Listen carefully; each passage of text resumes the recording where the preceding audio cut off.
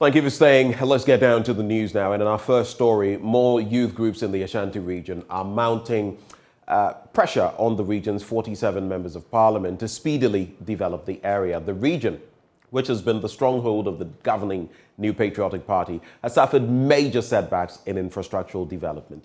The latest to join the call on the MPs to prioritize development of the region is a youth group from the Asokore-Mampong municipality. Now, the group has resolved to field new parliamentary candidates if the incumbent legislators fail to impress upon government to execute and initiate projects. Emmanuel Bright-Kweku now reports.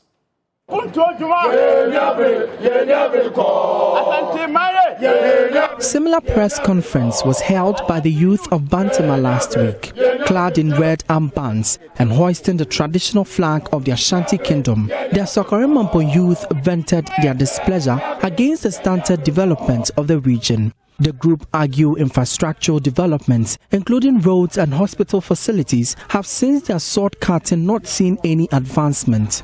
Their Ferry and Sewa hospitals are among few health facilities in the region yet to see completion. With 6 months into 2022, the 4 promised interchanges to hit the region are also yet to be realized. The youth group says it is yet to see parliamentarians who represent the region lobby for needed development for the people. Akakpo speaks for the group. We are disappointed in such a way that the people that we trusted them to fight for the cause of development of our region have failed us. Chairman to me, Chairman Sabunsu, Asenso Boache, Dr. Matthew Koku Pempe, and all the 47 MPs, all of them have failed us. What can they boast of that since they became MPs, since they became ministers, what have they brought to the region? They should challenge us. We are waiting for them. They should come and challenge us. The ruling New Patriotic Party produced over 1 million votes from the Ashanti region in the 2020 presidential elections. The region also has the highest number of parliamentarians. Nana Ejenim Boateng, who is with the Concerned Youth for Ashanti, says the party has failed to develop the Ashanti space given the massive votes it garnered from the region. We don't just vote for a voting sake. We vote for development. Understand? Look at the number of votes that the former president John Dramani Mahama got in Ashanti region. Vice versa development. John Mahama is the best so far who has done development in Ashanti region. Compared to the the vote we gave to them. Ashanti gave Nanado over 1-something million, isn't it? Vice versa development. So it's a deliberate action to suppress Ashanti man. The Asokore-Mampong youth have to this end served a 1-week ultimatum demanding answers from the Ashanti caucus in parliament or face their wrath. Akakpo again. If they think what we are doing is a child's play, then they should wait. This is just a tip of the iceberg. We are giving them just 1 week to respond to our demands, to respond to our sentiments. Failure to do so, we are going to follow up with massive demonstration that will shock them. Inshallah. You should mark our words. For Joy News, Emmanuel Bright-Kweku reporting. Now, it's been some 7 months since government announced the cessation of the collection of road tolls. But a promise to reassign the affected workers is yet to be kept, and many of the former toll collectors are still unemployed. Government says it has not abandoned the workers and will keep the promise made by Finance Minister Ken Ofori-Atta in the 2022 budget. According to Deputy Employment Minister Bright Brobe, who was answering questions in Parliament, the government is deploying new employment modules to absorb these workers. The collection of road tolls and bridges tolls was carried out by the Ghana Highway Authority using workers engaged on 6 months renewable contracts. In some instances, the Ghana Highway Authority used private entities in the engagement of some of the contract workers to carry out the collection of tolls on behalf of the authority. At the time of the suspension of toll collection, a total of 784 toll workers were engaged by the Ghana Highway Authority and the Toll and Route Management Limited, a private company, under a contract that was set to expire in December 2021. Out of the 784 contract workers, 517 of them were engaged by the Toll and Route Management Limited and 214 workers by the Ghana Highway Authority. As part of measures to cushion the affected workers, the government paid their salaries for the remaining time on their contracts, that is November and December 2021. Speaker, as part of plans to restore these workers, the government is currently engaging with the Toll and Route Management Limited to develop other employment models for the re-engagement of the toll workers.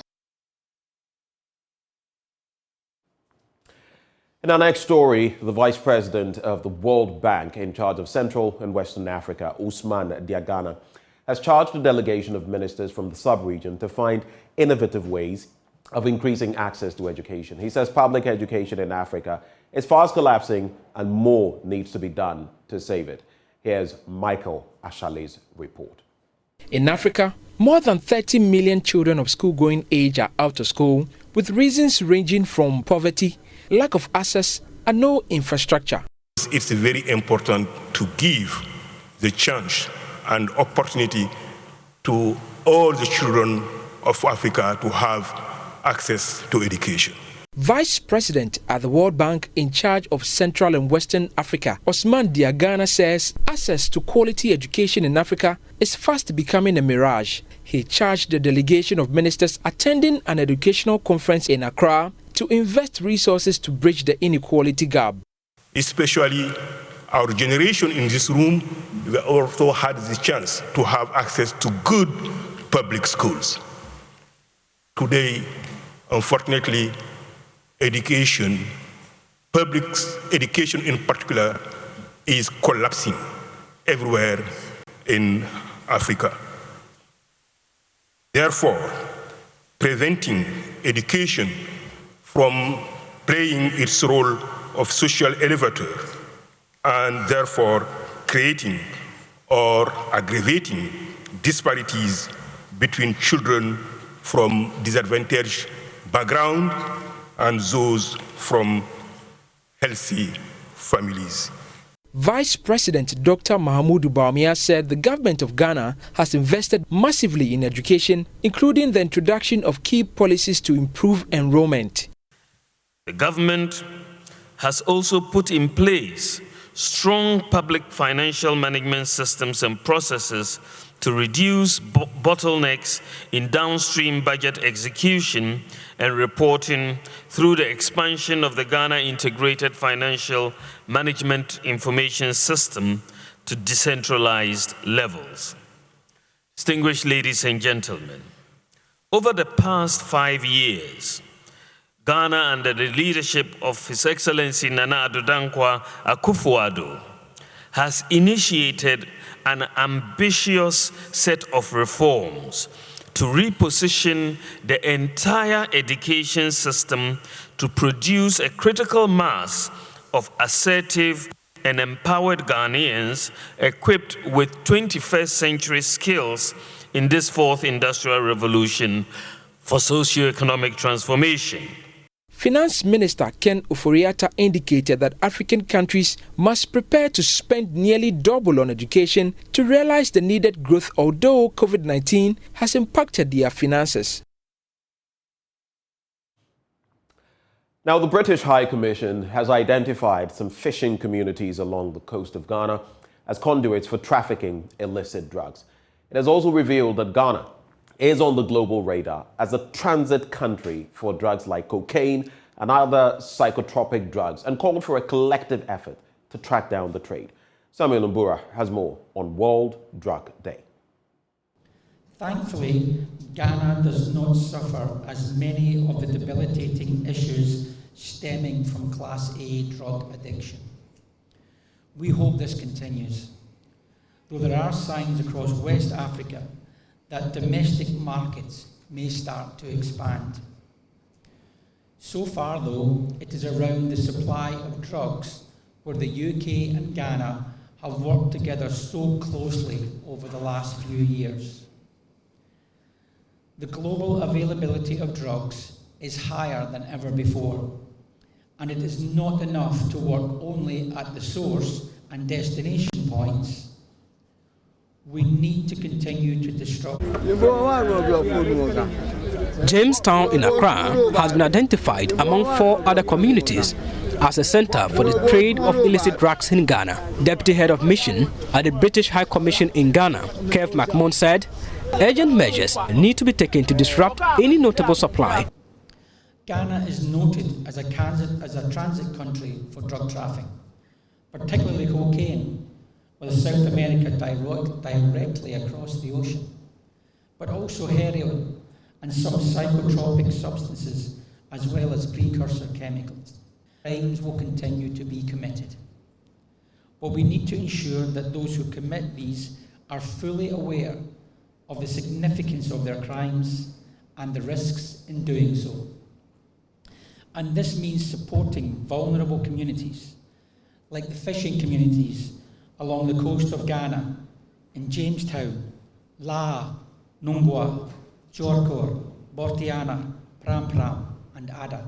Some residents in an interview with Joy News during a visit to the Jamestown community rejected the claim, saying they have no idea about the trade in illicit drugs. The way going is not true. But what I want to say, tell you people say, here, they don't sell cocaine for here. They don't sell weed for here. We are fishermen, we are here. Also less, many people within the count house for here. What I know is there is nothing like that here. We don't traffic anything here.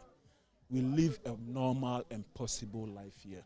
What drugs? Like, we are not selling drugs here. Those people selling drugs, you know them from Konkoma and Mokola. They use some bag, and they used to pass here. They sell paracetamol, something. So how are we? Cocaine, and then cocaine, no, they don't sell cocaine here. Yeah. I don't think no, you try. I don't think yeah. They will many or be 40%. Many are 60%. Many are 60%. Will many or be 40%. Meanwhile, Minister for Interior, Ambrose Derry, who gave a keynote address on the World Drug Day, said the menace of drug trafficking needs concerted effort. From Accra, let's head to the Upper West region, where residents of Kangba in the Wawes district of the region are happy following the rehabilitation of a maternity ward to complement the work of health professionals in the community's health and planning services compound. The investment by Ashfa Foundation included the rehabilitation of an old, abandoned community center, provision of solar panels, delivery of beds and a fridge for storage of vaccines. Correspondent Rafiq Salam now reports from Kangba.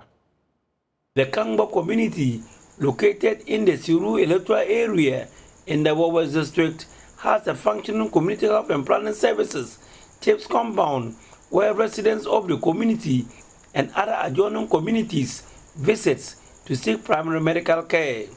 However, it was constructed without electricity and a maternity or lie-in ward for pregnant women who are in labor. As a result of that, pregnant women who are in labor are transported out of the community on the bumpy and deplorable roads on a motorbike to either Wa or to watch out for delivery. Assembly member for Siru electoral area, Richard Wulu, says sometimes they get to the hospital with complications due to the bad nature of the road, leading to death of the pregnant woman or the baby being aborted. If you look at the nature of the route, sometimes women, they come here, referrals on the way the pregnancy is aborted or the child is lost. Community members are deeply worried about the situation. The Ghana News Agency reported on the difficulties that health professionals go through in the facility using flashlight in the night to deliver services. Asfar Foundation, a subsidiary of Asfar Limited, listened to the concerns of the residents and came to their rescue. Farida Afademe is the Chief Executive Officer of Asphalt Limited. It's not only light that was the problem, but he told us that there are no beds for the women to deliver on, and there were no refrigerations for the vaccines, for the venom antidotes, and that's why we joined hands with him to try and rehabilitate the community center. We are so grateful that you have welcomed us and you have allowed us to bring this development into your community. We thank you for all that you have done to help Ashford Group be a part of this initiative. A Catholic Relief Services storeroom that was constructed some 15 years ago to keep food staff, to feed pregnant women and orphans, and left abandoned, deteriorated, and served as a pen for stray animals after the project was renovated and given a facelift at a cost of 150,000 Ghana cedis. What we have seen there, it has shocked most of us. When they even brought the delivery bed, people thought it was an aeroplane. We thought it could carry us to Accra. Those of us who have never been there, we could take advantage and also fly there. Not knowing that it was something meant for our women who have been struggling. Member of Parliament for the West constituency, Superintendent retired Peter Lanchene Tubu, lauded the communal spirit of the people of Kangba and also thanked Asphalt Foundation for coming to the aid of the people. Today I am standing here proud because in my campaign I said the health needs of the constituents are a priority for me, because a healthy people constitute a healthy nation. It is not right for a woman to go into labor to bring another person onto the well, and out of that the woman dies. That is not acceptable in this age and time. Kangba is an example of the power of a community. The people of Kangba rose up and said, we have to do something for ourselves. A philanthropic organization, Swiss Angels Foundation, has provided a merchandised borehole to the Aveme, a Manfrum community in the North Dai district of the Volta region. This brings to an end decades of residents relying on water from the Volta Lake. There is more in this report. Manfrum was one of the numerous settlements that were affected by the construction of the Akusumbo Dam. The community, located in the North Dai district of the Volta region, was resettled a few kilometers from the Volta Lake. The residents were compelled to use water from the lake because boreholes constructed in the resettlement area were damaged. Since the displacement, we were brought to new settlement on 5th August 1964. Since then, we have been suffering this water problem. Our children and even the elders were urinating blood. We were using the River Volta as our water system. Following an appeal by the assembly member for the area, Swiss Angels Foundation decided to construct a mechanized borehole facility for the community.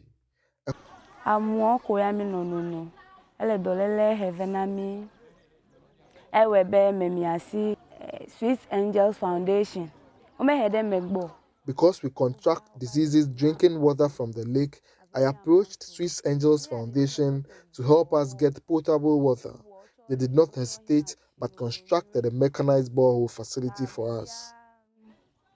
A co-founder of Swiss Angels Foundation, Dafo Francis, explained that his organization was touched by the plight of the residents, hence decided to commemorate their 5th anniversary celebration with a project for the Aveme and Manfrum community. This water project is so important or so dear to our foundation because this month marks the 5 years anniversary of Swiss Angels Foundation. So this borehole over here is to mark the 5 years anniversary of the foundation. That is why we are here. And my advice to the community and the general public is to make good use of the water. They should always have in mind the maintenance culture. You know, some of the problems we have is when you go to some of the communities to do projects for them, when the project has a problem or it breaks down, it ends them. So we advise them that they should be able to have a committee which will be in charge of managing the project, and to make sure that it's always in good condition for the community and to benefit the community in general. The assembly member, who appreciated the gesture, however, appealed for similar projects in other communities in her electoral area. Fred Kwame Asari, Joy News, Aveme, Amanfium. And that is how we wrap the AM News. But up next, the news review. Do stay.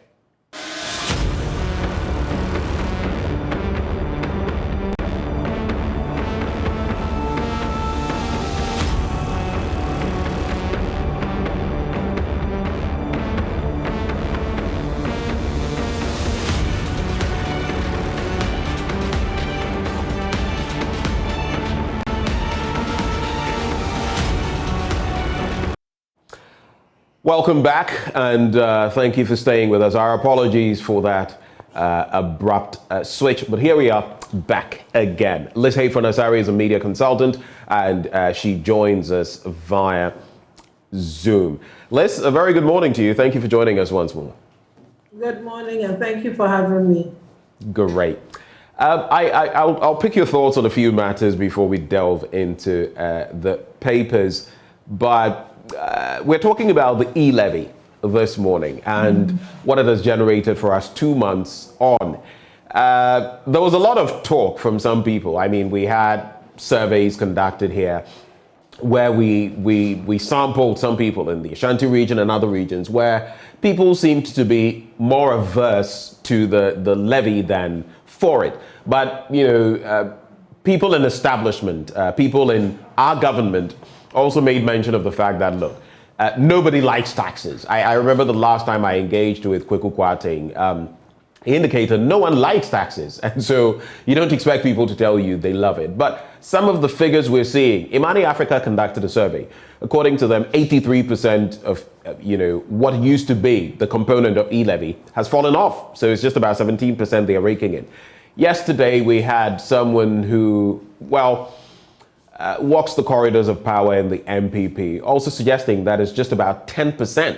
So maybe within this window, would have got about 600 million, and yet we've got just about 60 million. Of course, we don't have the proper sourcing because in the end, the central bank would be the proper entity to give us full details. But on the back of these, at least the smoke that we can get from the fire, what do you make of it? E-levy. I don't know what to make of it. I just think that listening around to what people are saying, nobody likes taxes, especially when it comes to communication tax. When we try to improve communication and yet we think that it's important to tax people keeping in touch with others or being able to relay information as a result of an emergency or something. But when you talk about the E-levy, electronic levy, that tax, I mean, nobody is for it. And I have questioned that why do they keep taxing the same people over and over again when salaries are not being increased? We are paying a lot in taxes already. The economic situation currently is nothing to write home about. It's not a good situation for most people. People are living from hand to mouth. Nobody is making a saving. Nobody is opening a bank account. So they're saying that every Ghanaian should have a bank account.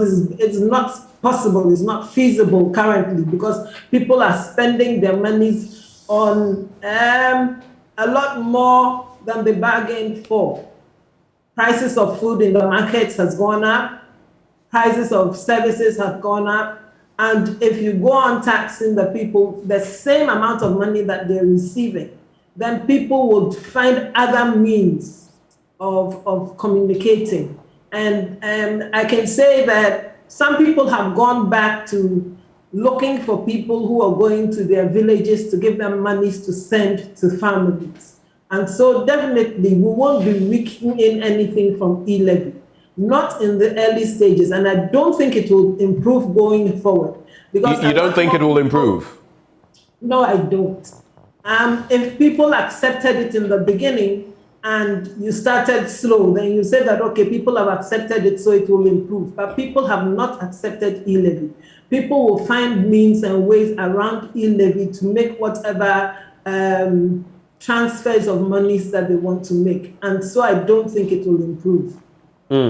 This is targeted. So you see, just like the VAT, we did, complain about it at the inception, but eventually we got a hang of it, so to speak, and now it's practically on most of the things you would buy, even food you eat at certain places. We all pay it, directly or indirectly, whichever way we pay it. But in this instance, this is a targeted tax. Electronic transactions, money as well. But if you say it will never catch on, is it the aversion to it, or is it just that maybe some measures must be put in place? Because right now, Liz, what we are contemplating is, and I've seen so many people start talking about it, should we go to the IMF? Should we focus on the E-levy? Or should we have a fusion of both? The interesting thing is, if we had wanted to go to the IMF, many months ago, maybe about a year ago, would have been the best time on the back of certain developments. Now we've waited for a long time.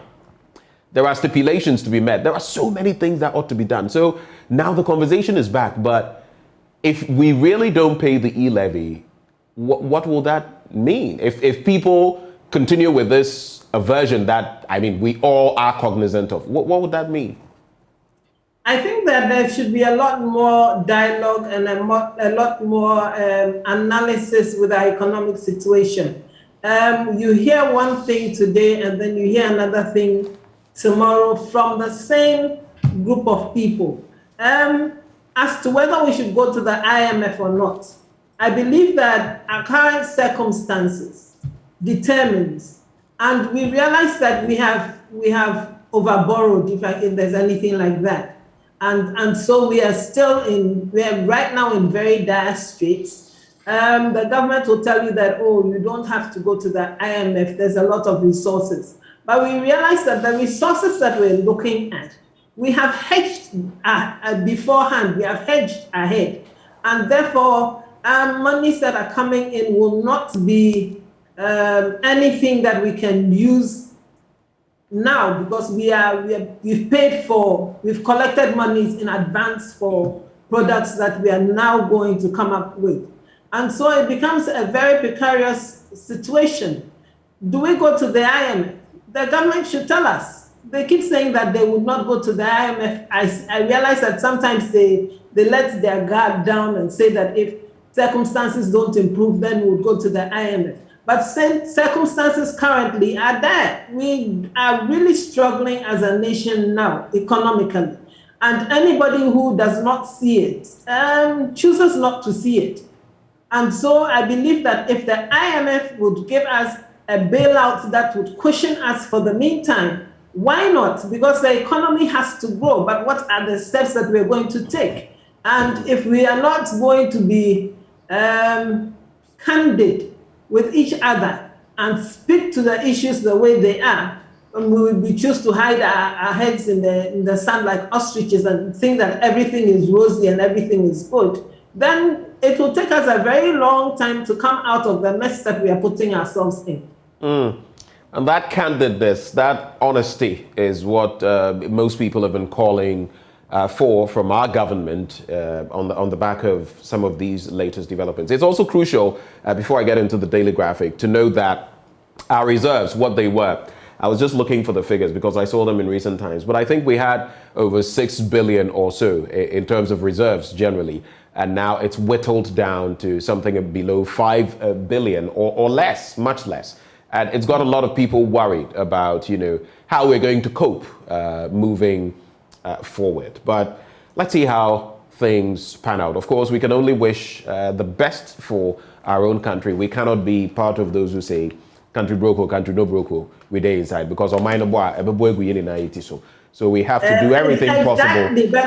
But let me add, Benjamin, that I think that there's a lot more that we can do as a nation when it comes to producing for ourselves. We do not consume what we produce. We are not producing enough for ourselves. Fair point.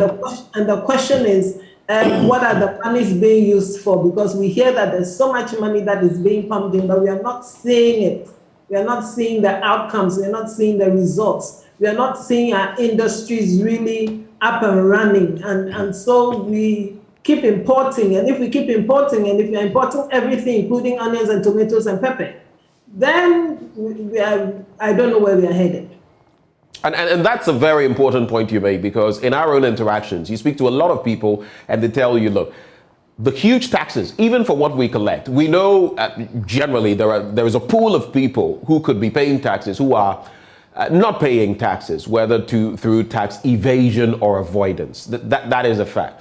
But a lot of people will tell you, it's not about wanting to pay taxes. I travel to other countries and I gladly pay the taxes, because if I need an ambulance, there's an ambulance there. If I'm in some sort of trouble, I get assistance. Even if my cat gets stuck in the tree, you know, there is assistance. The fire service and others are immediately there. But here, I pay all my taxes, and I don't see this, I don't see that. That is the problem. Yesterday, you know, a stalwart of the MPP, Gabi Asare-Ochodako, posted something about the fact that if the E-levy is not raking in as much as it was expected to generate, it's not because it's a bad tax. It's just because people don't like paying taxes. And some of the responses there pointed to exactly what you're saying, that, look, it's not about taxing me. It's about what you do with my taxes. That is the major issue. If I'm seeing a lot of benefit from my taxes, I would want to pay more. Anyway, let's get into the Telegraphic newspaper now. National Service Teacher Training Program starts September. That's on page 16. Dasebre Kwekubwateng sworn in as new Dwabenhene. And industrialization drive, 67 business resource centers built, 37 in operation. That's according to Trade Minister Alan Trebateng. There's also government considers regularizing built-up areas of CSIR land. We've recently seen Henry Quartey, the Greater Accra Regional Minister, make a move in that respect, and reduce fuel prices to lower cost of food, traders to government. Liz, I'm going to be focusing on a few of these stories, 1, 2, or 3. There are some interesting stories on page 16, as well as the one on page 20. But let's start with the industrialization drive. So, the country's industrialization agenda has received a major boost with the establishment of 67 business resource centers across the country. They were set up by the Ministry of Trade and Industry under the Rural Enterprises Program to support the growth and competitiveness of micro, small, and medium enterprises. The BRCs are providing business development services such as the identification of business opportunities, business plan preparation, facilitation of access to finance or credit, and business health checks, otherwise known as business diagnostics. Other services include the provision of training in management and entrepreneurship and more. So this has been launched, and the motive is clear.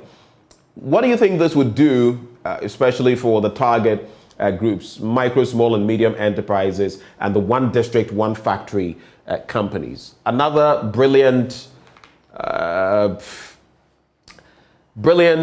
move that will really change anything, or candidly something that will not do much?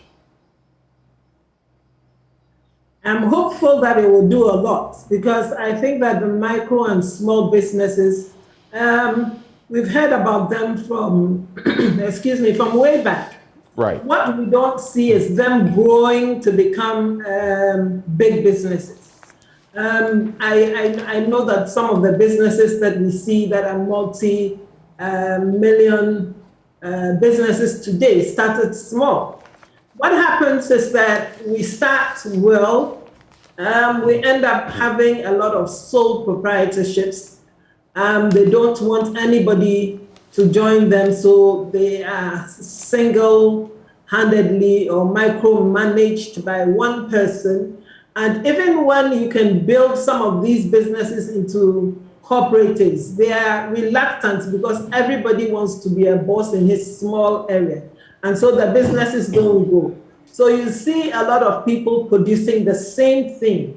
And so it's competition amongst themselves instead of them growing the business to give us a better product. We talk against monopolies, but I think that sometimes monopolies are good, especially if it is not a one-man thing. if it is a group of people who have come together and decide that they want to produce an iPhone or a new mobile phone, and they put their resources together and their expertise and come out with a brilliant phone that would match an iPhone or any other phone, a Huawei or anything that is on the market, then you are growing your business, then you're growing your industries. I remember back in the day when they used to have the industrial and technological fair and trade fair. You go and you realize that the universities have come up with all kinds of mechanisms and machineries to do all kinds of things. And I remember even far back then, they were producing a fufu making machine. Right. Now, if you go onto the market to buy a fufu making machine, it's not made in Ghana. You get them from Japan, you get them from China, you get them from everywhere else but Ghana, where we You're going too far with the fufu pounding machine. Look at our local textiles. You say you are donning African print. A lot of it is not from here. No, a lot of it is from other countries. And the Chinese now are producing this en masse, and that is what we are buying. And it's because our cost of production is high. And why is the cost of production high? Because there are a lot of taxes. You have to pay a lot of taxes to be able to get your business up and running. And if you start to make a profit, most people, when they start making profits, do not reinvest their profits in their businesses. And so after a while, you see the businesses dwindle and die. When we had businesses that were growing and were doing well, the individuals were targeted. And Aztec, for instance, was producing fruit juice and people were importing from South Africa, but Aztec was doing good business. Right. What happened to it? So if we do not patronize what we ourselves are producing, our industries won't go anywhere. They'll start well, but they will dwindle. If the Ministry of Trade does not continue to monitor and evaluate and improve on the small-scale businesses, they won't go anywhere. They will start well and they will die. We used to do a lot of tie and dye prints, and people used to wear them. Give them all kinds of names and people stopped wearing it, and so you hardly see it anymore. Right. And so we do it to ourselves, and if we are not, if we don't change our attitude and if we don't reorientate ourselves and believe in what we are producing and patronize what we are producing, our businesses won't grow. Let me bring you 3 quick stories very quickly from the Daily Graphic. That's how we'll wrap. The first one on page 16, National Service Teacher Training Program starts September. And note this, Liz, the National Service Scheme and the National Teaching Council will, from September this year, roll out a program that will allow national service persons posted to the classrooms without teaching certificates, but who are willing to teach after their service to obtain professional teaching certificates. That's the first story. So they want to, they are posted to the classroom, and after service, they do want to stay. They'll be given the right teacher training so they can phase into the teaching field. On page 17, criticisms must be devoid of insults. And that is coming from the General Superintendent of the Assemblies of God Church, Reverend Professor Paul Frimpong Manso, who has urged the public to desist from hiding behind criticism, to attack and insult persons who have devoted their lives to serve the nation. I found it interesting, though. I do agree with him, but he says those who have devoted their lives to serve the nation. How about those who are in there who haven't devoted their lives to serving the nation, but to serving themselves? And that's just on the lighter side. And my final story, reduce fuel prices to lower cost of food. That is on page 20. Traders have called on the government to take urgent steps to reduce fuel prices to mitigate the economic hardships they currently face. Now, the trading community made the call at an interactive forum held by the Cabinet Ministerial Committee set up by the President to look into the causes of the high cost of foodstuffs on the market in Accra yesterday. So present at the forum, the Food and Agriculture Minister, Dr. Owusu Efiakoto, Transport Minister, Kweku Ofori-Esiama, Information Minister, Kojo Ponkroma, among others. But note this right before you come in. The forum brought together traders in yam, maize, fruit, tomatoes, as well as transport operators. And they were noting skyrocketing prices. For example, during the opening session, the committee made a presentation that indicated that visits to 10 markets over the last 2 weeks has shown that the wholesale price of tomatoes at farm gates in the rural areas was about 300 Ghana cedis, but it skyrocketed to 900 Ghana cedis on urban markets, a difference of 600 cedis.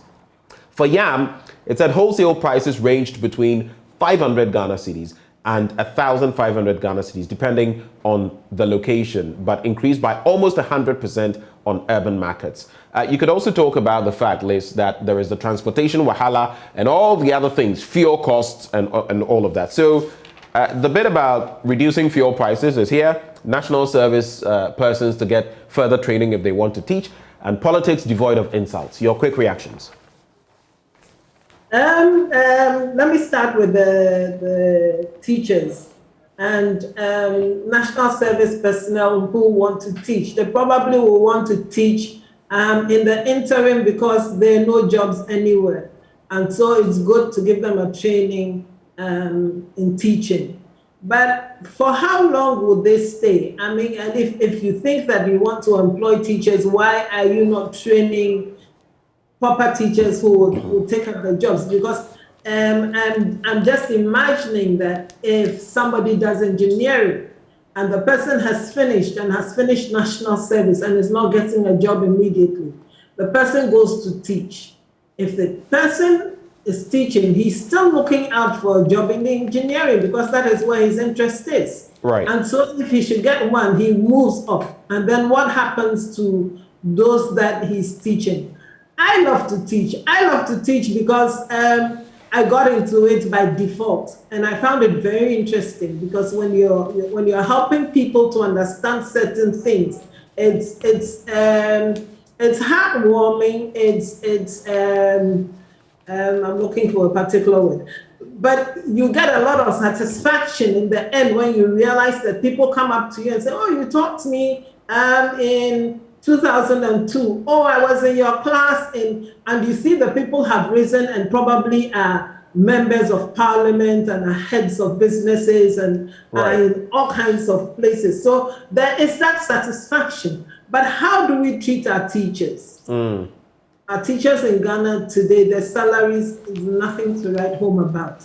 And therefore, you realize that when you go into the international schools, you have to pay a lot for your child in school, not because the school wants to charge that much, but they have teachers that they have to pay.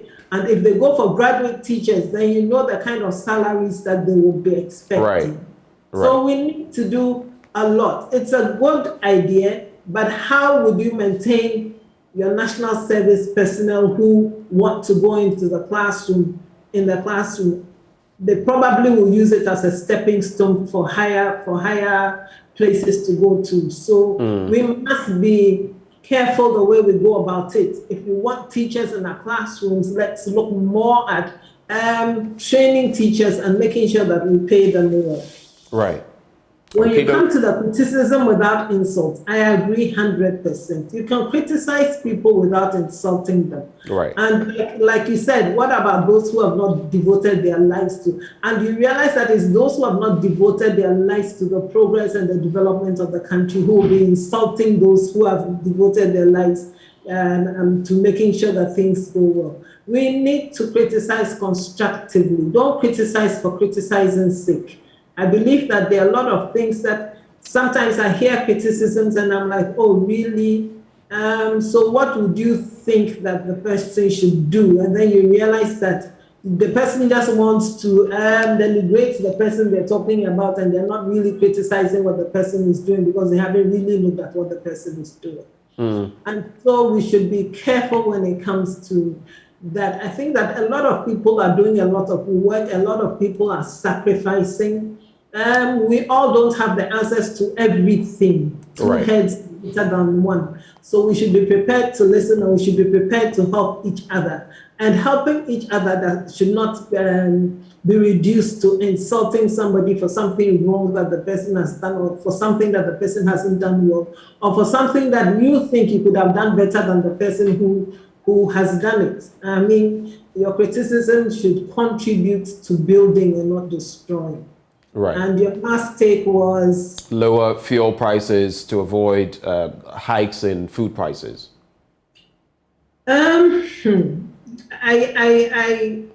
have not looked at the fuel prices lately and the taxes that is in there, but I believe that there were certain taxes that people were asking that be removed from fuel. And now the fuel prices, the hikes are just too much.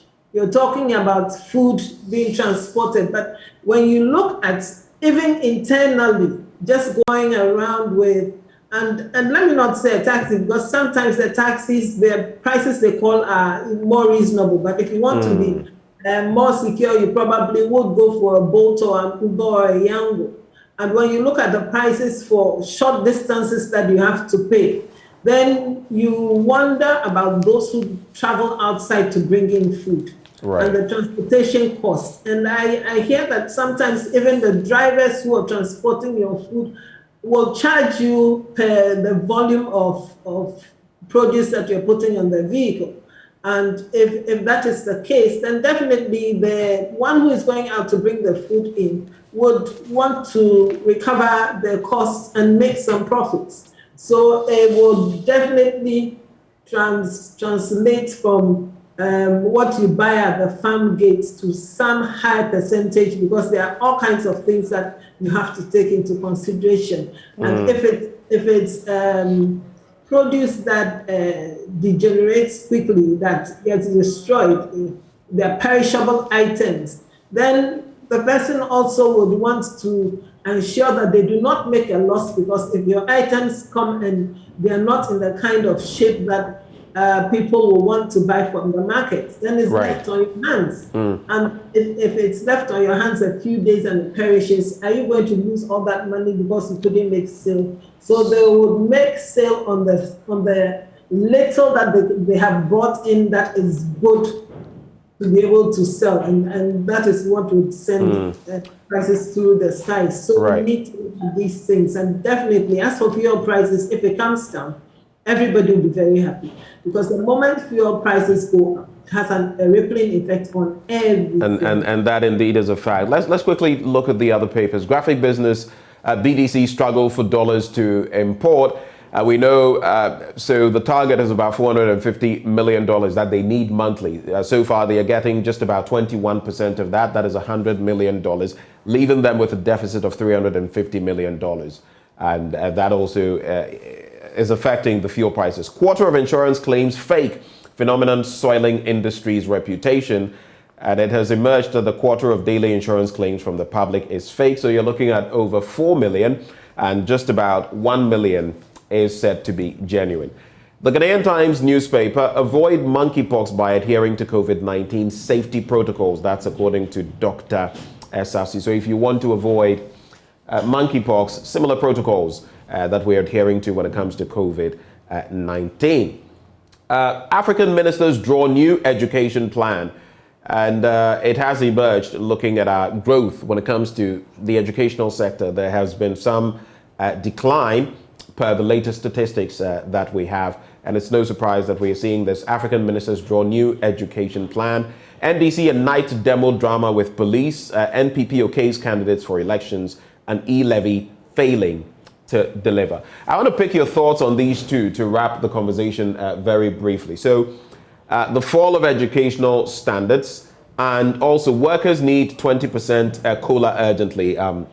So that's according to the TUC's Secretary General, Dr. Yao Ba. He says proposed hikes in utility tariffs should be suspended, and workers need a cost of living allowance. Maybe you don't need to broach that because you've already spoken about the teachers and all of that, so it's in there. You can look at the new educational plan and this demonstration we're having, the Arise Ghana demonstration on the hard times that the country is facing, according to them. What is your quick take on this in about a minute so we can go? The education, I mean, we have toyed with our education for too long. I think that it's time we have all educationists, all stakeholders in education sit around the table and come up with a program that suits our environment. Right. And so the African ministers of education are looking at sitting down. And I think that it is a good sign. Let us look at what we need as a people. What do we want our students to come out as? Do we want them to come out trained and wanting to seek greener pastures because the salaries here is nothing to write home about? And so it should be holistic. We shouldn't just look at part and leave part. We should look at the whole issue when it comes to education, right from preschool to tertiary and even postgraduate. We should look at it and make sure that when they come out, they fit into the society. And so we should be looking at building a society that it will be able to accommodate the kind of people that are coming out of school and making sure that we have enough. Okay. If we are looking inwards, then we should have enough to be able to be paying well. If we are not able to pay well, people will definitely move out because money to a lot of people gives them a lot of comfort because they are able to purchase what they need and what they want. And then the next one is on the demonstration. Just briefly on that. The demonstration, I mean, who will demonstrate when things are not going too well? It's just a protest. It's just a kind of protest as to what we are facing. When you talk about the police coming in, I think that the police is only to provide protection and make sure that there's law and order. Exactly.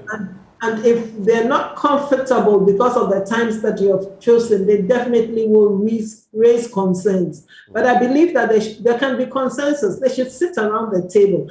I have wondered why you want to be outside all night, especially when you're not in an enclosed space. And I question, what if there are miscreants who put on your T-shirts or whatever and go and misbehave in town and give you a bad name? How are you going to be able to control the people that are out protesting? Because if you talk about thousands, I don't know if we would have that many policemen unless you're drawing them from all around the country to come and protect you and make sure that there's law and order. But I think that they should sit around the table and they should discuss. But I don't think that anybody should stop anybody from protesting if they think that it is important that they protest. Liz Hayford-Nassari, thank you for joining us for another beautiful session, another news review. Liz Hayford-Nassari is a media consultant. But right before we veer into sports, we have another great win to share with you. Prince Appiah and Emmanuel Osei have won the IFAJ 2022 Star Prize Award in Agricultural Journalism for the video category.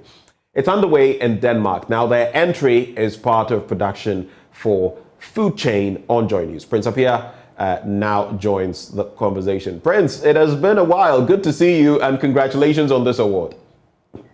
Yeah, it's been a while. Thank you very much, Ben.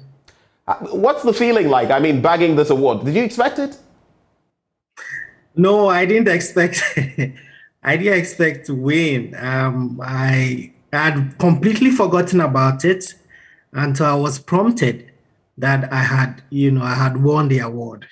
So it's a surprise to me, and I'm really, really grateful. Right. So the whole bit about going to Denmark, pick up this prize, what does it mean to you, the two of you, but to you especially, bagging this award as far as what you do in the agricultural space? I think it continues to stamp the fact that agriculture reporting needs to be given the necessary attention that it deserves.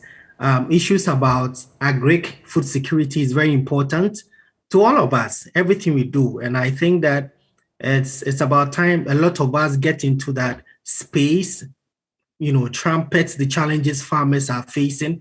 And because currently we are all talking about, inflation and high food prices and, the threat to food security and all that. I think it's about time we all get into the into the space, talk about it, make sure that things are done right, so that we are all okay.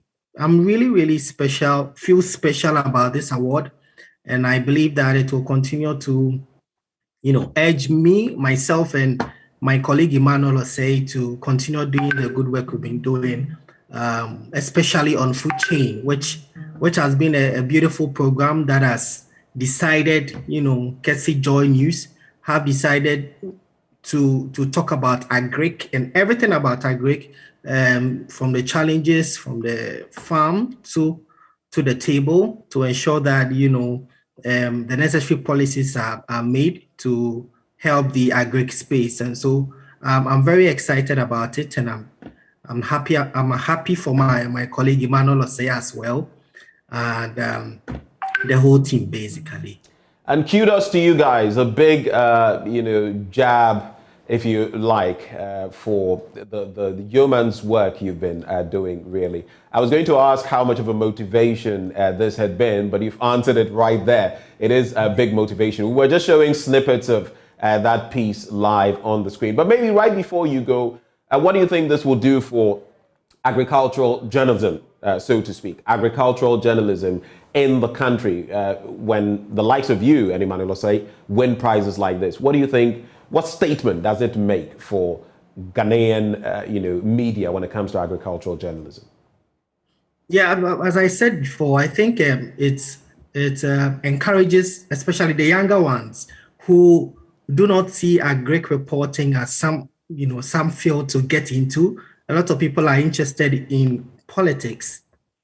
I think it should serve as an encouragement to the young ones to get into areas like that, because as I continuously see, issues about agric and food security is very important to our environment and our sustainable, development. And so I urge everybody, at least majority of journalists, to get into this area and, push the agenda.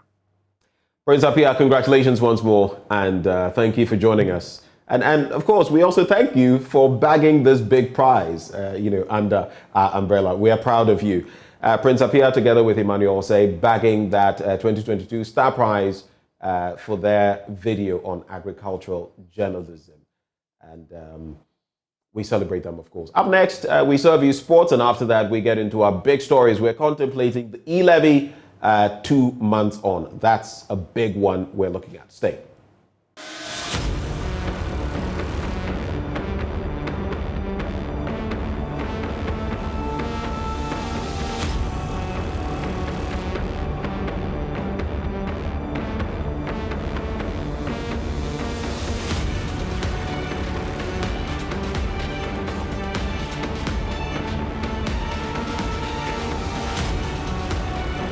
Good morning, this is AM Sports with me, Muftaw Nabila Abdullahi. The likes of Isaac Dogbe, Joshua Boache and Samuel Techi have been part of the Black Bombers preparations for major competitions. Well, head coach of the team, Ofori Asare, believes that the successes chalked by these boxers is a motivation to the current group under his tutelage ahead of the Commonwealth Games to be staged in Birmingham next month. Confirm what he gained from training with the national team. And all of them are becoming world champions now. Maybe Isaac Dogbe will be a 2-time world champion very soon. I believe in that. The national team, there are so many things that we can see. What Samuel Techi has done is affecting the team. What Liron, Boachi, Isaac Dogbe, all of them have done is now something like something that most of the bosses are looking up to. They also wanted to achieve it. They have a picture that they are watching very well in their mind. So it's a very good psychology for the team. Great. And so the team is working very hard, looking up to all these great boxers around, and I hope it will continue so that we go to the Commonwealth Games and change the color of the medal. From boxing, let's do football. House of Oak and Asante Kotoko will represent Ghana in next season's CAF Champions League and Confederation Cups, respectively. The Phobians, who won the FA Cup after beating Bechim United 2-1 at the Bawaya Sports Stadium, will compete in the CAF Confederation Cup, a competition they were part of last season. Whilst Kumasi Asante Kotoko, winners of the Ghana Premier League, will play in the CAF Champions League. Former Black Stars midfielder Sam Johnson says these two teams must be willing to invest in recruiting more talents to augment their scores ahead of their various competitions. He spoke on Joy Sports today on Monday.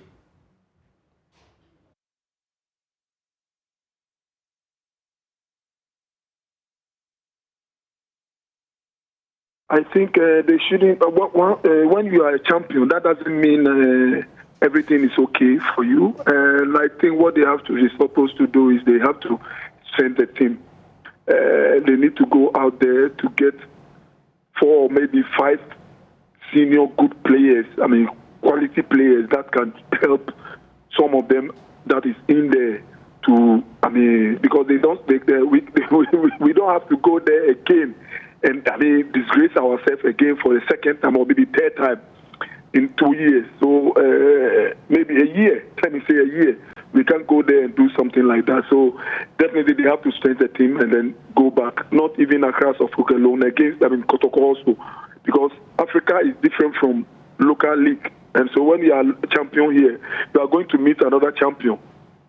So you have to, compare the league, especially the league that you are playing, and compare you also the other side. No? Then you understand the kind of player that you need. You think you have to put in your team. So I think I really need to do something for the team. Sam Johnson, are you suggesting that the local clubs, or shall I say, the two clubs that have won the country's most prized competitions, that's the league and the FA Cup, they do not have the quality to compete in Africa yet? Is that what you're suggesting? They don't have 100% quality to do that. They need players to join them to help them to get it, because you can see it clearly. Us won the league, double champions last season. What happened in the African Cup?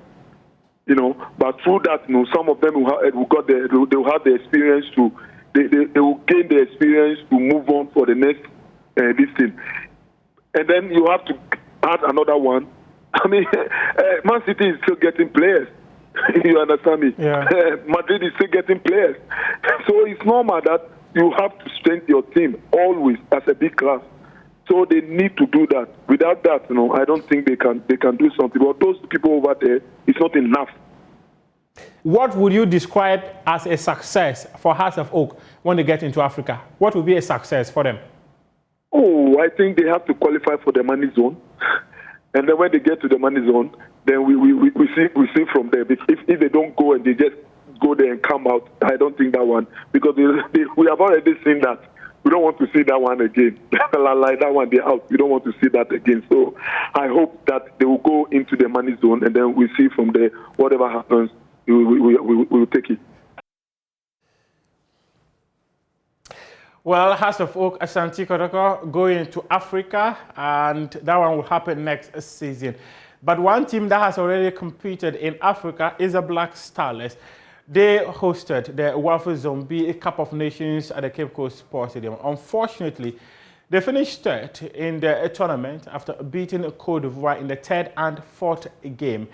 And the head coach of the team, Pakwesi Feben, believes that the late testing of the players for RMI was the reason why the team was unable to perform at its optimum best.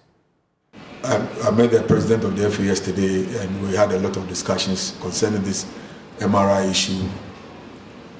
Hitherto, the FA were responsible for doing the MRI for the selected players.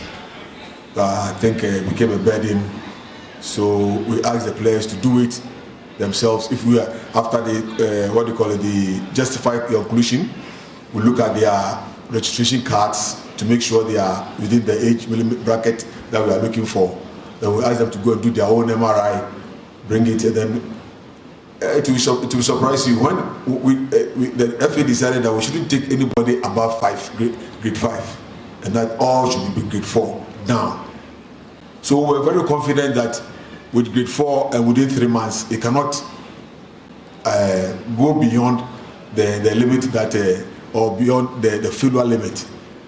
So even when the president asked that we should do it again, in fact, we have done it before, and most of them had passed. So when the president asked that we should do it again, I was even skeptical. I said, why? But I think it was a blessing in disguise, because otherwise we would have been so sure of our boys that when it got to the point that we were to come to the tournament, we would have wiped out the team, and maybe we wouldn't have even raised the team to come from this competition. Fortunately, it was timely, and we had about two weeks and some 3 days to raise another team quickly, and that's why we are brought here, and I think we are third, and I'm happy with it. Now, let's talk about transfer news. We are in a summer where player movement from one club to the other is at its peak, as most clubs have resumed training sessions ahead of their major seasons. And one of Ghana's stars has completed a move from his club, St. Pauli, to Freiburg. That player is Daniel Kofi Chue, and he's been speaking after completing that move. And he says that, I am impressed by the way SC Freiburg play, the way they have developed, and the club as a whole. That's why I was completely convinced in my decision to come here and be part of this team. I'm really excited for the upcoming season in both the Bundesliga and the Europa League. Daniel Kofi Chue speaking there after completing his move from St. Pauli to Freiburg in the Bundesliga. He made some interesting numbers that convinced Freiburg that he could contribute to the growth of the club in the Bundesliga. Let's take a look at the numbers he chalked last season in the second tier of German football. And he was #1 when it came to the completing of dribbles. So he did 2.7 dribbles per 90. And he created 41 chances. He was the second best. 12 goals he scored, which was also the second best, and 9 assists, also second best. So in the second tier of the Bundesliga, Daniel Kofi Chue played an instrumental role for St. Pauli, and now he's going to be playing in the Bundesliga and the Europa League next season. Let's talk some NFL now, and NFL star Ezekiel Ansah, he has made donations to a couple of communities in the Akakpo district. My colleague Asari Bidiaka was there and comes through with this report. The presentation ceremony took place at the Tetekwashi Memorial Hospital in Mampono, Kuapem. This is not the first time the NFL star is coming to the aid of the less privileged in society. In December last year, Ezekiel Ansah Foundation donated items and equipment to pregnant women and new mothers in the area. Ezekiel Ansah says he's passionate about health care. It's been a long road coming, and health has always been important to me. They say health is wealth, and you need to be healthy to be able to play sports.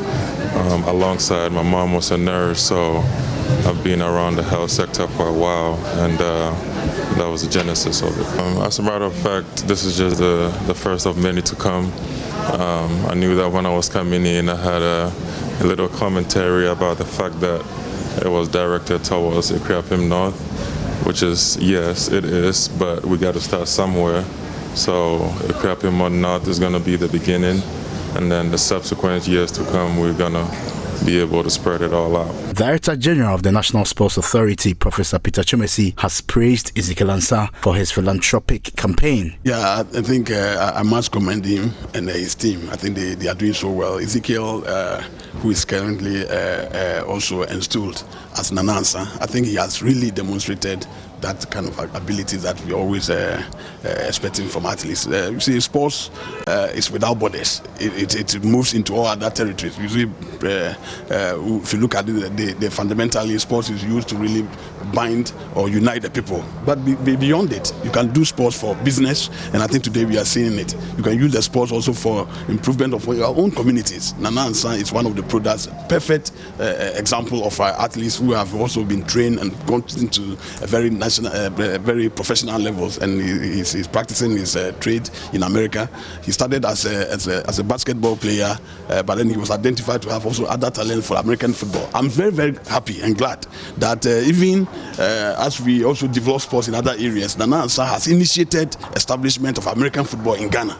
And that's one I will continue to urge him on. The National Sports Authority, the Ministry of Youth and Sport will continue to back him that this kind of transformation that we're seeing in the US can also be transferred and also demonstrated and also implemented in Ghana. I think he's doing so well. The primary objective of the Ezekiel Ansah Foundation is to create opportunities for the Ghanaian youth in health, education and sport. And just the gone by person was the National Sports Authority Director General, Professor Peter Chumesi. A petition has been sent to the Ministry of Youth and Sports and the Board of the National Sports Authority to have him step aside for what the petitioners described as looting the state purse. Joy Sports has established contract with him, and he's open to give us his side of the story. It's a 12-point petition that has been submitted to the two institutions to have him removed from office. One of the things was the disappearance of his official vehicle, which happened in September 2019, and claims that the car was not insured. But in a letter cited by Joy Sports, where he wrote to the Minister of Youth and Sports on 16th March, he said that the car was fully insured, but did not provide the insurance company that insured the car. Joy Sports will continue to follow this story. We'll speak to him as he has promised to do with us, and he will have an opportunity of seeing his side of the story. But we would be publishing the full document as submitted to the Minister of Youth and Sports and also the board of the National Sports Authority. We appreciate your company this morning. Thank you very much for joining us. The show continues right after this.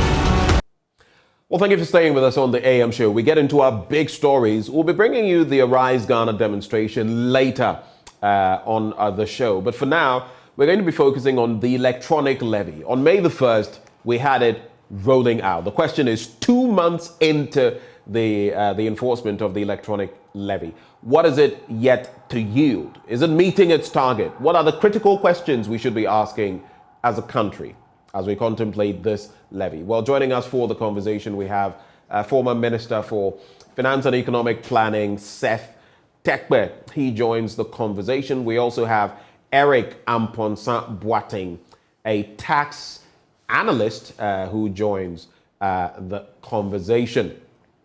Both of them here with us. Gentlemen, a very good morning to you. I know you may be in different timelines, but it's morning here, so I'm wishing you a good morning. And thank you for connecting with us. Good morning. Good morning. I'm actually in Ghana, so I'm in the same timeline. Okay, all right. I know you globetrot a lot. Well, gentlemen, thank you for your time. Let's start with a proper appreciation of the E-levy. And I know it will be a bit difficult for you gentlemen because we don't have real facts and figures from the central bank, for example, out there for us to reflect on. Because Seth, for example, I know you would have liked to look at all the line items, look at the revenue that has been generated before you make your analysis. But we have two major components to look at. Imani Africa, I'm sure you've seen that latest release where they say that E-levy, as far as the mobile money interactions, have dropped by some 83%, which means that we are recouping just about 17%.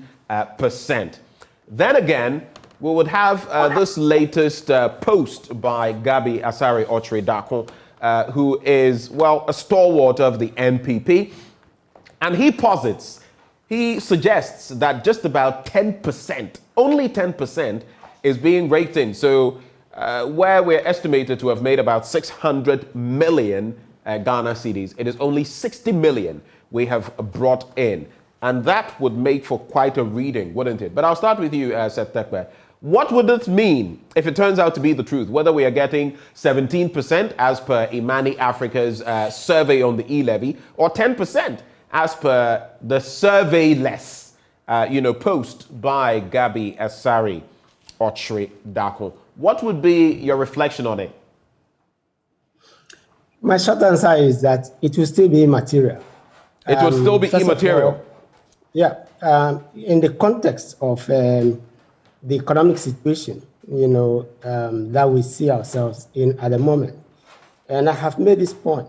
First, I have said that the E-levy is already factored as part of the 100 billion Ghana cedis, equivalent of 20% of GDP, when all that we are able to do is 13 to 15% of GDP revenue, which has been stagnant at that level, or tax revenue, slightly below. And therefore, if you consider that the deficit we were confronted with, the likely increase in debt, the borrowing, already had the E-levy factored into it. In fact, the E-levy is bringing in 1.4%, 1.4% of GDP. What's different? That is, you're looking at the component of 100.5 billion, 100.05 billion. That's what you're computing. Right. Yes. If you go to the appendix to the budget, you will see of which E-levy, which means that it is already part of the 100 billion. And remember that 100 billion revenue has a significant shortfall of compared to revenue of about 137 billion. By our estimation, is about 143 to 45 billion because of what we thought was either an arithmetical error, which needs to be corrected. We are waiting for mid-year. So I'm saying that if you consider that the deficit itself was 11 to 13% by government's own admission, and likely to reach 15%, then how does 1.4% of GDP, how does it help the economy? If we take the government's medium term, which is in the budget, which is what we have now to see where government wants to land this economy. In terms of percentage of GDP, again, in the appendix, it is still 1.4. In fact, it is 1.4 for 2022 and 1.4 all the way to 2025. So if that is what government was expecting, I am saying that the E-levy in substance was not going to help us out of, the crisis, and I kept saying this.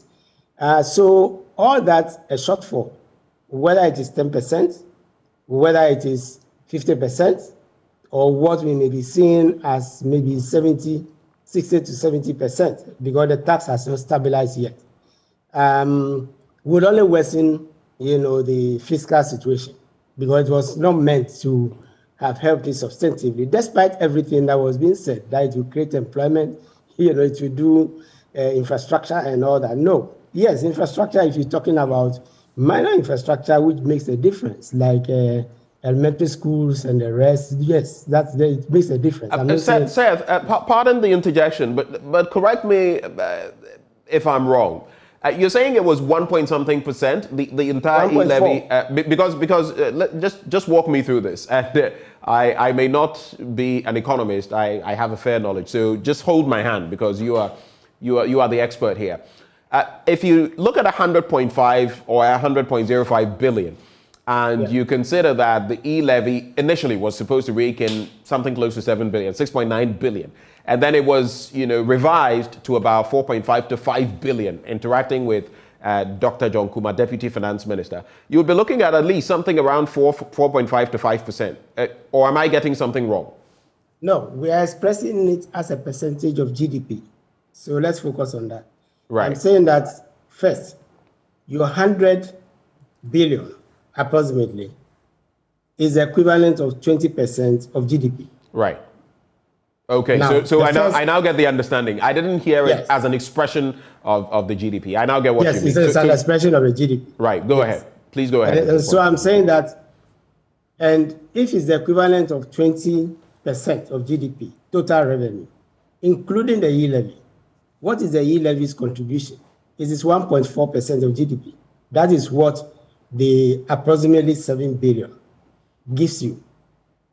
My other point is that, therefore, if you are looking at the difficulty facing the nation today, it is that we have a high deficit because the expenditure is about 143 billion, right? Much, much above, almost, well, let's take government figures. It's 137 billion, which we dispute anyway. Now we are saying that, therefore, you have a gap of 37 billion. So in terms of salvation, where we are today, yes, E-levy is contributing, maybe 7 billion of that. But I'm saying it's still 1.4. And if you look at the deficit again in percent of GDP, right, which is the denominator we often use, that itself is between 11 and 13% of GDP. Now, if you make adjustments to arrears, which are significantly low, include bailout costs, which should have been added but was subtracted, right? Then you are talking about, 15% or so of GDP. So I'm saying that the budget structure itself that we had, including the E-levy, was already onerous because we are looking at a gap, of let me be conservative, 11%, out of which E-levy, which is already in the revenue before you calculated this figure, is contributing 1.4%. Right? So I would say it was overhyped to begin with. That's my first point on the numbers.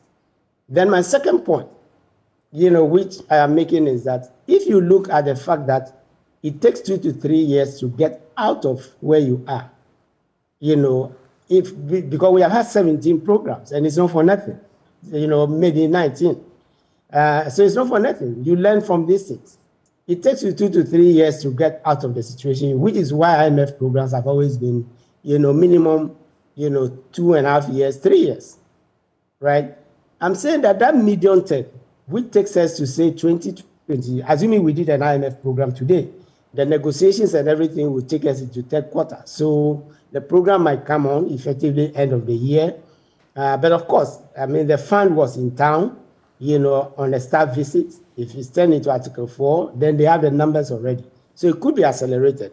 So assuming we went into an IMF program, let's say somewhere in the third quarter, then we're talking about a program that would overlap 2023, 24, 25, if you take a minimum of 3 years.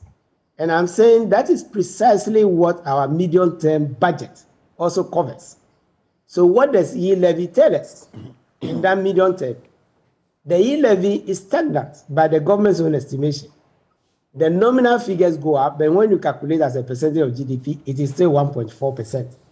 And we know that the deficit into the medium term, and considering that we've not been able to go to the market for refinancing, is already a tough medium term, which is why we went through the ratings degradation, and we went through, we do not have market access. The markets don't believe it. So I'm saying that the E-levy is already there. It has been factored into the condition which is leading to our inability to go to the markets to borrow for the budget. Then my final quick point is that, by way of introduction, is that the opposition to E-levy by some of us is technical. For the first time, we are taxing savings, right?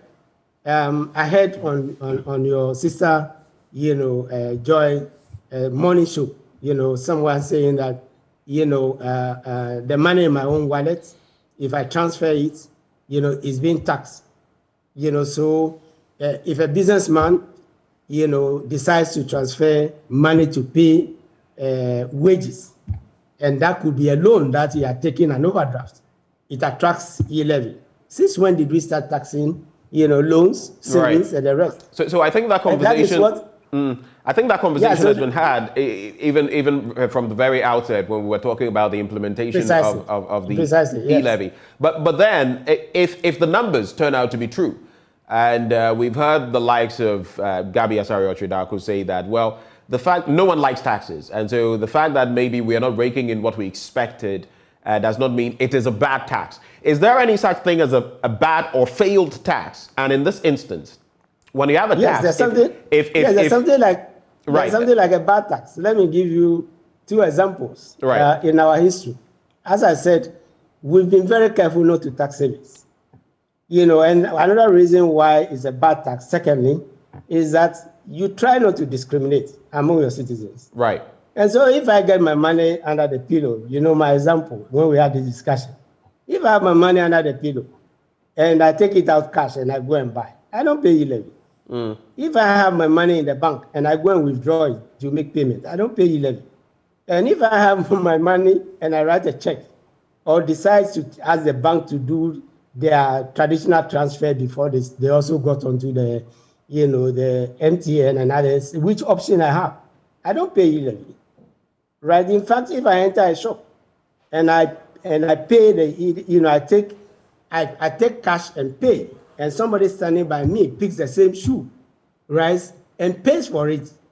Between the two of us, the one who is paying by Momo, you know, is paying a tax. So would you call this, just to move the conversation forward, would you call the E-levy, like you said, you listened to our sister station on radio and someone was talking about even an overdraft and you know, having to pay tax on that. Would you call the E-levy a bad tax? And now that it's not raking in the expected returns, is it a failed tax on the back of that, at least per what we know now? No, let me be careful here. Let me just say that it is badly designed. That's it. You know, because there is nothing like an inherent bad tax until you begin to look at the deficiencies of the tax. And a good example, by the way, all these electronics okay, we didn't have it. Yes, DSTV and others, at the time we were doing the VAT. They were separate taxes. And I was about to get to exactly that. Yes. I was about to get to exactly that. The VAT also got a lot of flack at the time in the 90s when, you know, from 95 onwards when we started with, you know, talk about the E-levy. And we saw the demonstrations that followed. But yet, today, it is something that has been integrated into our system and we accept it, we pay it. In fact, it has been increased, the VAT. So, I mean, what is the difference? What differences do you see, very briefly in about a minute, between the VAT, which people, you know, pushed back against, and the E-levy, which people have also pushed back against? Will it catch on with time, do you think? It might catch on because it is draconian. I don't have an option. My only option is to opt out, right, and not use the service, right? In the interest of disclosure, I was a national coordinator when the VAT was introduced. So let me just make that disclosure. Many years younger than. The difference between the VAT and E-levy is that, you know, if it were on, say, banking fees like VAT and registered, which is what we wanted to do in 2015, you know, you get a credit. When a businessman pays VAT and the businessman is registered, the tax is a consumption tax, right? So VAT is a consumption. For that reason, the businessman is allowed to offset the tax they pay, the VAT they paid on inputs against the VAT they paid on outputs. Otherwise, they will add it to cost. You don't have that option with levies. That's the primary difference. That is the superiority of VAT, and which is why it's not going away, and it's not going to go away, because businessmen like it. So when we blocked NHIL and Get Fund, you know, from the businessmen from claiming credit, remember when we changed it to straight levies, we blocked their access to refunds and credit. And that made that aspect of the VAT a bad tax, because then they lost. And it is not bringing in revenue. Government should have learned from it. In fact, as we speak today, income tax, right? Corporate income tax and personal income tax is generating more revenue. Is that where we want to go? Right. Our VAT is the broadest tax base. So in terms of design, is that where we want to go as a nation? Because of the plethora of levies and the rest. And today, if a businessman, if a businessman has to comply with their tax obligations, and if GRA has to go and conduct examinations, they are dealing with no less than 10 different tax returns. One of the advantages of VAT was that it brought all of these and you use only one VAT return. Today we are going back to the Kumipreku days. You know, when we used to, in fact, when what we call the SAD, I was part of those reforms, the standard administrative document, or what we commonly call the customs entry, right, you know, was designed. It brought together 11 different forms, I remember very well, and designed it to one form to make it easy. Right. And that was one of the things with the VAT, you know, that did.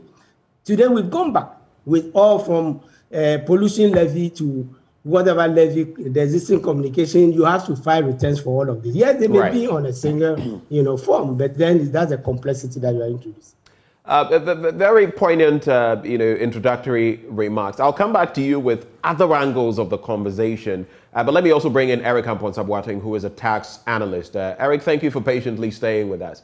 I'd like to find out from you, if it turns out that the information we're getting is in fact true, a 17%, you know, positivity rate as far as the E-levy is concerned, per what Imani Africa says, and maybe as low as 10% per what Gabi Otredako is suggesting, maybe testing the waters, but he must have had some facts to play with. What would this indicate of this specific tax? Because, and I pose that question in a broader context. We've seen what has happened in the sub-region and in the region generally, where similar taxes have been implemented on different fronts at much lower levels, and we've seen the pushback from people. So what would this mean if this turns out to be true?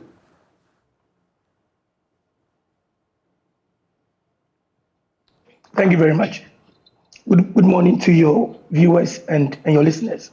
Well, what I would say is that, first of all, we need to look at our tax to GDP ratio in Ghana. At the moment, it's 12%. And then for sub-Saharan Africa, it is 22%. What does this tell us? It means that there are a lot more people in Ghana who are not paying their taxes. And so if I hear people look at news that we expect from the E-levy, you're not getting them. Basically, I think that, first of all, if you need to be able to implement a tax policy and rake in the needed revenue, you must first of all engage the stakeholders, the ordinary man on the street, the Makola business woman, consultants, business owners, and all that. The other issue is that before any tax policy can be implemented and it will be successful, we need to have what we call tax compliance. And tax compliance will be effective only when you start with a lower rate. And if you agree with me, the last time that we spoke on this issue, what I said was that, in opinion, yes, the E-levy is a good policy, because if you read the whole document, it's saying that the idea basically is raking a lot more people who are in the informal sector. Okay, so from my perspective, I think that we still need to look at the E-levy very well. If you tell me that it's a bad tax policy, I missed that. I missed that point. And I believe the connection is a bit patchy, Eric. So in hello, a proper way, hello, we will be able to rake in. The connection is a bit patchy. So just repeat what you said for me. Just repeat what you said for me, Eric, if you can hear me.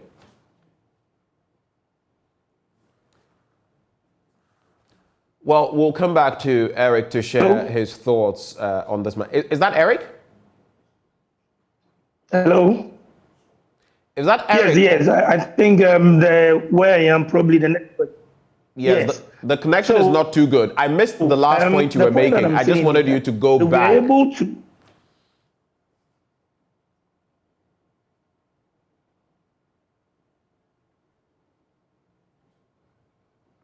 Is it better? All right, Eric, we'll try to come back to you so that you can make the point. But if you can hear me, I was just trying to get you back. You were talking about it may not necessarily be a bad tax, but we lost all of that in transition because of the poor connection. So we'll try to reconnect with you. But in the meantime, we also have Dr. Theo Champong, an economist, joining the conversation. Dr. Theo Champong, thank you for joining us. We're contemplating the E-levy from the perspective of what we know so far. What has been put out there. We've not heard from the central bank. That's a given. But Imani Africa has conducted a survey. We're raking in maybe about 17%. What would that mean? We have a stalwart of the MPP posting on Twitter that we could be raking in as low as 10%. Now, even for those who were against the policy or the levy, this is low. What would that mean for you, for starters, for this conversation, if they turned out to be true? Good morning. Pleasure to be here. And I see Uncle Seth also in there. For a quick disclaimer, I was actually part of the Imani team that did this survey, right? And designed and basically supported its rollout. The findings is not that you are seeing a 17% attrition. So I think it's important to clarify that. What we asked was, do people support that 1.5% E-levy tax? And when you add those who are strongly against and those who are somewhat not in support, right, that comes to about 83%. So basically 8 in 10 of the respondents, and we polled close to 1,700 people, right, plus or minus 2% margin of error, indicated that they are not in support of the E-levy. Then we asked further questions. Okay, so if you are in support or you're not in support, what are your reasons? And has the volume of your transaction also reduced? So that's why I think really the pertinent issue is that for many people, whether they'll be willing to pay the E-levy, clearly they said no, because the government is already collecting enough taxes. And let not us be confused by the fact that the tax to GDP ratio may be low, but Ghanaians are paying a lot of other indirect, taxes, right? In that regard, people pay VAT at the pump. When you buy things, you pay on that. And for me, the E-levy is already adding or compounding this issue. And this whole idea of taxing the informal economy, I struggle to really accept that argument, because the way the E-levy is actually rolled out currently, I don't think that you're actually going to be able to reach that segment of the population that ostensibly you want to reach out to. In fact, many of those who would be paying and are paying now are largely in the formalized structure of the economy. So you fundamentally disagree with what Eric was sharing initially, that when you compare the sub-region, the average in terms of tax to GDP is 22%. Our average is 12%. And so that in itself means that we're not necessarily paying it's potentially an taxes issue, but over the the top. solution is an issue. The solution to that is not E-levy. The solution to that is, if you go back to the last IMF program that Ghana exited from, there were 3 issues that we needed to resolve. Restore debt sustainability, strengthen monetary policy, and clean up the banking system. And at the debt sustainability bit, they actually raised 2 important points. And they said to raise revenue, government must crack down on 1, tax evasion, and number 2, rationalize all the exemptions that we've been given. And if you do the estimate and some numbers, we can actually raise as much money as we're getting if you crack down on the loopholes and a lot of the inefficiencies within the system, than bringing in a new tax handle that otherwise would even derail your whole kind of digitalization effort in that regard. And that is what you're seeing really with this E-levy thing here, where again the survey shows you very clear that 8 in 10 of the respondents, to 83 who say, well, we're not in support of the tax, if you ask them, have your consumption patterns changed? Clearly, they're saying that they have reduced the volume of transactions that they're making. We didn't ask them the value of the transaction. But if you have reduced the volume of your transactions, what it stands to reason, and naturally, the volume would also be affected. The official 24% attrition rate that the government gave as what would be the fallout of the E-levy from the first 3 to 6 months is probably not going to hold water. And so we are likely to earn far lower amounts than what has currently come through in terms of the numbers. So I am not surprised that we're getting a very strong sort of consumer pushback in terms of the sentiment survey that we carried out. But secondly, I don't think that if we want to raise more taxes, the solution necessarily is the E-levy. Okay, I'll come back to you. Let me engage Dr. Let me engage Eric Amponsah-Boateng, who was having a bite earlier, and owing to a poor connection, we couldn't hear him. Now, you've heard Theo Echampong, Dr. Theo Echampong, who is saying, well, the fact that we have a regional average of 22% and ours is 12% is not really reflective, looking at the number of taxes we are paying on fuel, on this, on that, on practically everything. What is your quick reaction? Hello, do we have Eric Amponsah-Boateng with us? Yes. The point that I was trying to make earlier on is the fact that we have not been able to raise enough revenue regarding the E-levy because of two things. One, I think that we did not engage the stakeholders, business owners, the market women, and all that. But I believe that we are not there yet.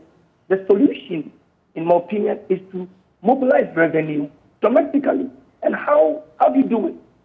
How do you do it? You have to make sure that you use a tax policy. And I think that the E-levy is one of them. Now, he was making the point that we need to cut down the loophole or probably ensure that when it comes to government expenditure. But the question is that if you do not raise the revenue, how do you spend it? You can only spend what you have. So I am saying that we can even begin to discuss this issue about cutting down on government expenditure when you've been able to raise the revenue. And so if we are able to do that, then what it means is that is why inflation is on the rise. That is why the cedi is becoming weaker and weaker, because we are not able to raise the revenue. And, when we're able to raise the revenue, government will be able to spend. And that is what makes output increase. And once these outputs are able to be sustained, then economic growth and development, which will have a large impact on the economy. So that is what I would say. I think that most people say that the E-levy is about Momo. Momo is just one aspect of the E-levy. But you find that most people always say that Momo. Yes, the Momo, because probably a lot more people use the Momo as a means of making payments. Now, earlier on, the former finance minister was making reference to the point that if he goes to a shop and then he is going to pay with a cash, and somebody goes there and that person is going to pay with the Momo. The issue is that if you sit in your home, you can make an order, okay, and then that item will be brought to you. You can make payment online. We must know that if you have to move to the shop yourself, one, you're going to drive. You're going to incur cost, your fuel, and all that, even the risk involved in driving. So yes, the E-levy is there. But if you want to avoid it, you can do so. Nobody is saying that pay it at all costs. Okay, so the difference between the E-levy and probably the VAT is the fact that the VAT is a consumption tax. It doesn't mean that, look, there are some items, whether you like it or not, you would have to buy them. But if you are to make the payment, you can either decide to use the Momo to pay, or you think that the person is just around the corner. Walk to the person and pay. Okay, so do you think the E-levy may, even for a long while, if we keep it, rake in much less for the state because of its level of optionality, if I may put it that way? With that, there's a wider range. With the E-levy, it is more constrained. Bank transactions and mobile money transactions. Is that one of the things, one of the causes?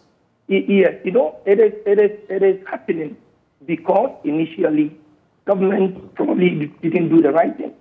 So you agree with me, look, if you are affected with a very low rate, I'm sure most people would have probably bought into the idea. And even now, let's be frank with you, people have shied away from using the movement.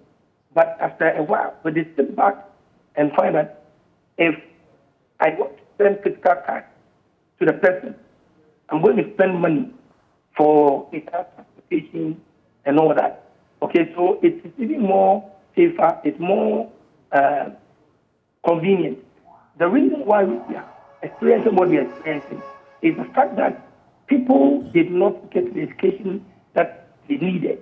And then more importantly, the rate, which in my opinion is still too high. You agree with me that the last time that I spoke on this issue, I recommended 0.75. When you start with that figure, people will at all costs, most people will comply. And once they comply, after a while, then you can decide to increase the rate. We haven't done well in terms of raising the revenue because, in my opinion, I think that the 1.5% is still too high, and also the threshold of the 100 cedis a day. So that is what I would say. All right. So my final bit to you briefly. Would you suggest, as a tax expert, as an analyst, in an instance like this, if this were to continue, if the attrition rate is very high, I mean, if we're seeing a lot of people not, cutting corners just to avoid the E-levy, and if we're raking in so little from it that it becomes a bit of a Pyrrhic victory, you've won, but there's no so much to the win. What would you propose? Should we scrap it, or should we reduce it to maybe a 0.5 or a 0.25 like we've seen other countries do in this jurisdiction? What for you would have been, if you had been consulted on this, what would be your proposal? Because mind you, even before you come through with an answer, people are complaining that we have too many taxes, that the times are really hard. Look at the fuel composition, for example, and the tax burden there. Utility providers also want more. So when you consider that mix, what would you have proposed? Okay, thank you. People are complaining because the rate is still too high. And like you rightly mentioned, if we were to start with probably 0.5, we wouldn't be facing the challenge that we are facing now. I think that we can still look at other options. Okay, so personally, the way forward is to educate all of us and also reduce the rate probably to the 0.75 that I recommended earlier. And then government can also look at other means of raising revenue. And one of them is to review the tax exemption, okay, especially those that we give to these multinational companies that are owned by foreigners. Because at the end of the day, whatever money that they make, they move these funds out. And that does not help our economy to grow. We can also look at the payee very well. You agree with me that despite all the challenges that we have, all the ideas that we put on board, the PAYE still gives Ghana the highest in terms of the revenue. And my observation about the PAYE is that most people even do not deduct the right amount, okay, that they pay to the GRE. And I remember about 10, 15 years ago, when I was working with the then IRS, I observed that it was happening. And therefore, I made a recommendation, and then we put in place what we call the payroll auditor. And what we were doing at the time was that when you bring your PAYE schedule, we take the soft copy. The payroll auditor is able to run through it. Even if you have about 5,000 employees, it will run through the whole system, and it will generate what we call the result. So it will show each person whether you are under deducting or over. And at the end of the day, to give you a summary. And we found out that most state organizations were not deducting the right amount. So this is an area, I've mentioned it several times, we have to look at that. And then finally, we must probably revisit the free zone the concept. It is being abused. And probably we also need to look at the VAT refund. We have to do a proper audit before these payments are made. So that is what I would say for now. All right. Let me bring in Seth Tekwe, former Minister of Finance. And a pointed question to you. If you were at post right now, faced with these difficulties, faced with what economic challenges we have to grapple with, and the E-levy was not yielding the desired results as we have it. We don't have it factually from the central bank, but these are some surveys and what they have, evinced, what they have demonstrated to us. What would have been your reaction? We had, when the VAT was revamped in 2013, the new law, we had something called VAT on non-core financial services. Let me emphasize, non-core financial services. The core financial services, as I was saying, are your savings. The core financial services, include, the typical one, and includes interest, because interest is not consumption. Until you take your interest, you earn from the bank out and you go and consume it, or you go and invest, you make a profit, then you pay the tax. But what we included in the VAT Act, which was repealed in 2017, was for banks to impose a tax on fees and services. If you use an ATM, if you use it, because that is consumption. And that is consistent with a general consumption tax. But the beauty of it is that banks which were not claiming input tax credit, and he mentioned refunds, including refunds on those services, would have apportioned the input for the core and the non-core, and they would have taken the credit. So it makes it even more efficient. Today, with the E-levy, they cannot do that. MTN cannot, with all the services they are rendering, they are providing inputs in rendering the services, in monitoring and providing returns and everything. Any service they buy, consultancies, whatever, any material they buy, stationery, others, they are paying the VAT. So what you are having today is that those things which would have had a credit, do not, the credit is blocked, just like as I explained, the NHI and the GET fund, which was blocked in expectation that when you block it, then you get more revenue. You are not getting revenue. So we did have an alternative, which was repealed in 2017. And that is consistent with, it's also consistent with, when you talk about expanding the tax base, mind you, it is not just about the informal sector all the time. Because many of the people in the informal sector, if they were to file their returns, as you do in the UK and Ethiopia and Birmingham, in the US, as you may know from friends and the rest, that is why in every April, many informal people are filing their returns. Why? Because they are going to get a refund. So if we had an efficient tax system, many of the people who are in the informal sector will get a refund for some of the taxes which they are paying today, including the presumptive income tax. If you gave them a fair chance, and they went to their tax, analysts and the rest. But that can be for another conversation on tax. Now, look, the point is we are making is that you don't chase a tax just because you want to rake in revenue. You expand the tax, but you bring it, you streamline it to serve an objective. As I said, general consumption tax, anybody, if you go and pay accounting services, if you go and pay consultancy fees, multimedia to an expert and to others, you are required to pay VAT. And you can withdraw and you can, get a credit, for the tax that you pay on inputs. And so when we have a new economy, like the financial sector, petroleum services, and the rest, VAT is non-discriminatory.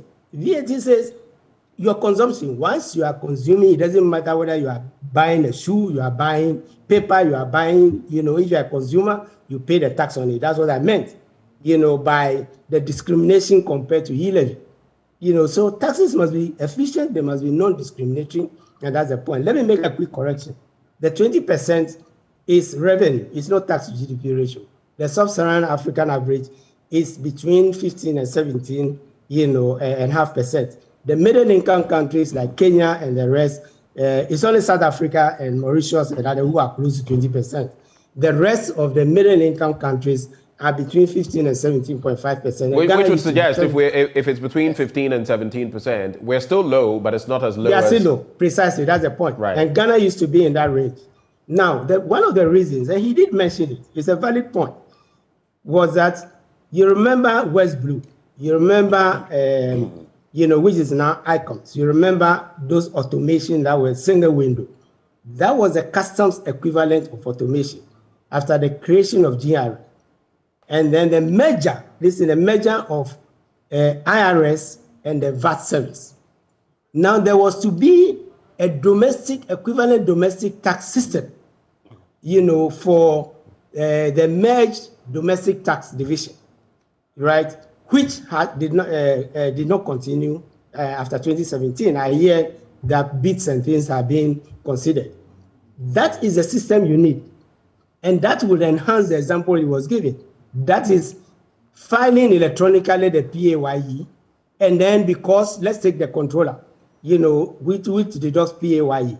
You have a survey and whatever, so immediately somebody files a PAYE, you are able, and that's what's done in the advanced countries, you are able to bring together, you get my PAYE, right? Yes, but you also get some income which I have earned, on which withholding has been done, logged into the system. So with my tax ID number, which is now the national identification number, you are able to survey all my activities. And that is what enhances audit.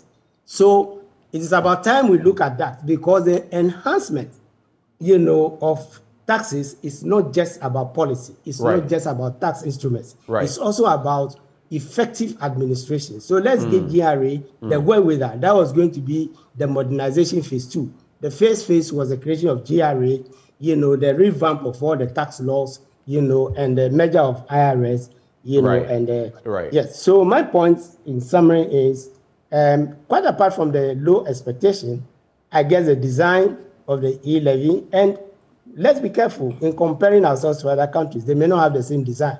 It's also not about low rates, right? Okay. So so it is a matter of design we have to revisit. All right. I want us to move the conversation on to the angle of the IMF and, the proposals of the likes of economists, Dr. Pepra, among others, about going there now. But before I do that, Dr. Theo Champong, for you, I'd like to find out if these figures, what we are seeing, turn out to be true, and if what we are gleaning from mobile money transactions and other electronic transactions from the banks, if people are moving away this much from the electronic systems, would you say that on the back of that, if this persists, let's say till end of year, we should reduce the rate or scrap it altogether as a, quote, nuisance tax? I mean, for me, in principle, and my position on this is very clear.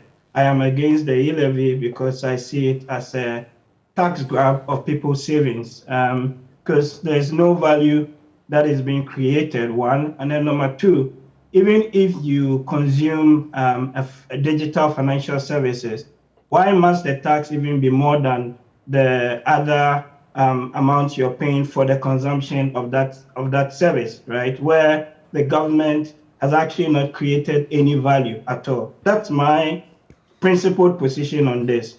However, I also recognize that, we're in difficult times.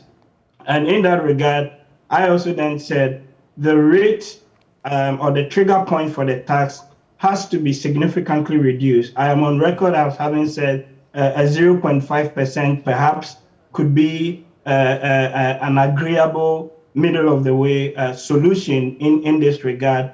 And that may actually get a bit more of the revenues than what currently we're getting at the moment. But fundamentally, personally, I'm against the E-levy just because I don't see it being tied to value creation and any of the principles of taxation that I know and I was taught, is not tied to that. There are revenue issues, and to address that, the government recently, I think there was an article on Bloomberg where it indicated that they're looking to raise some bridging or syndicated loans to be able to meet the budgetary needs of the country, just because the Eurobonds route at the moment seems a bit, challenging for them.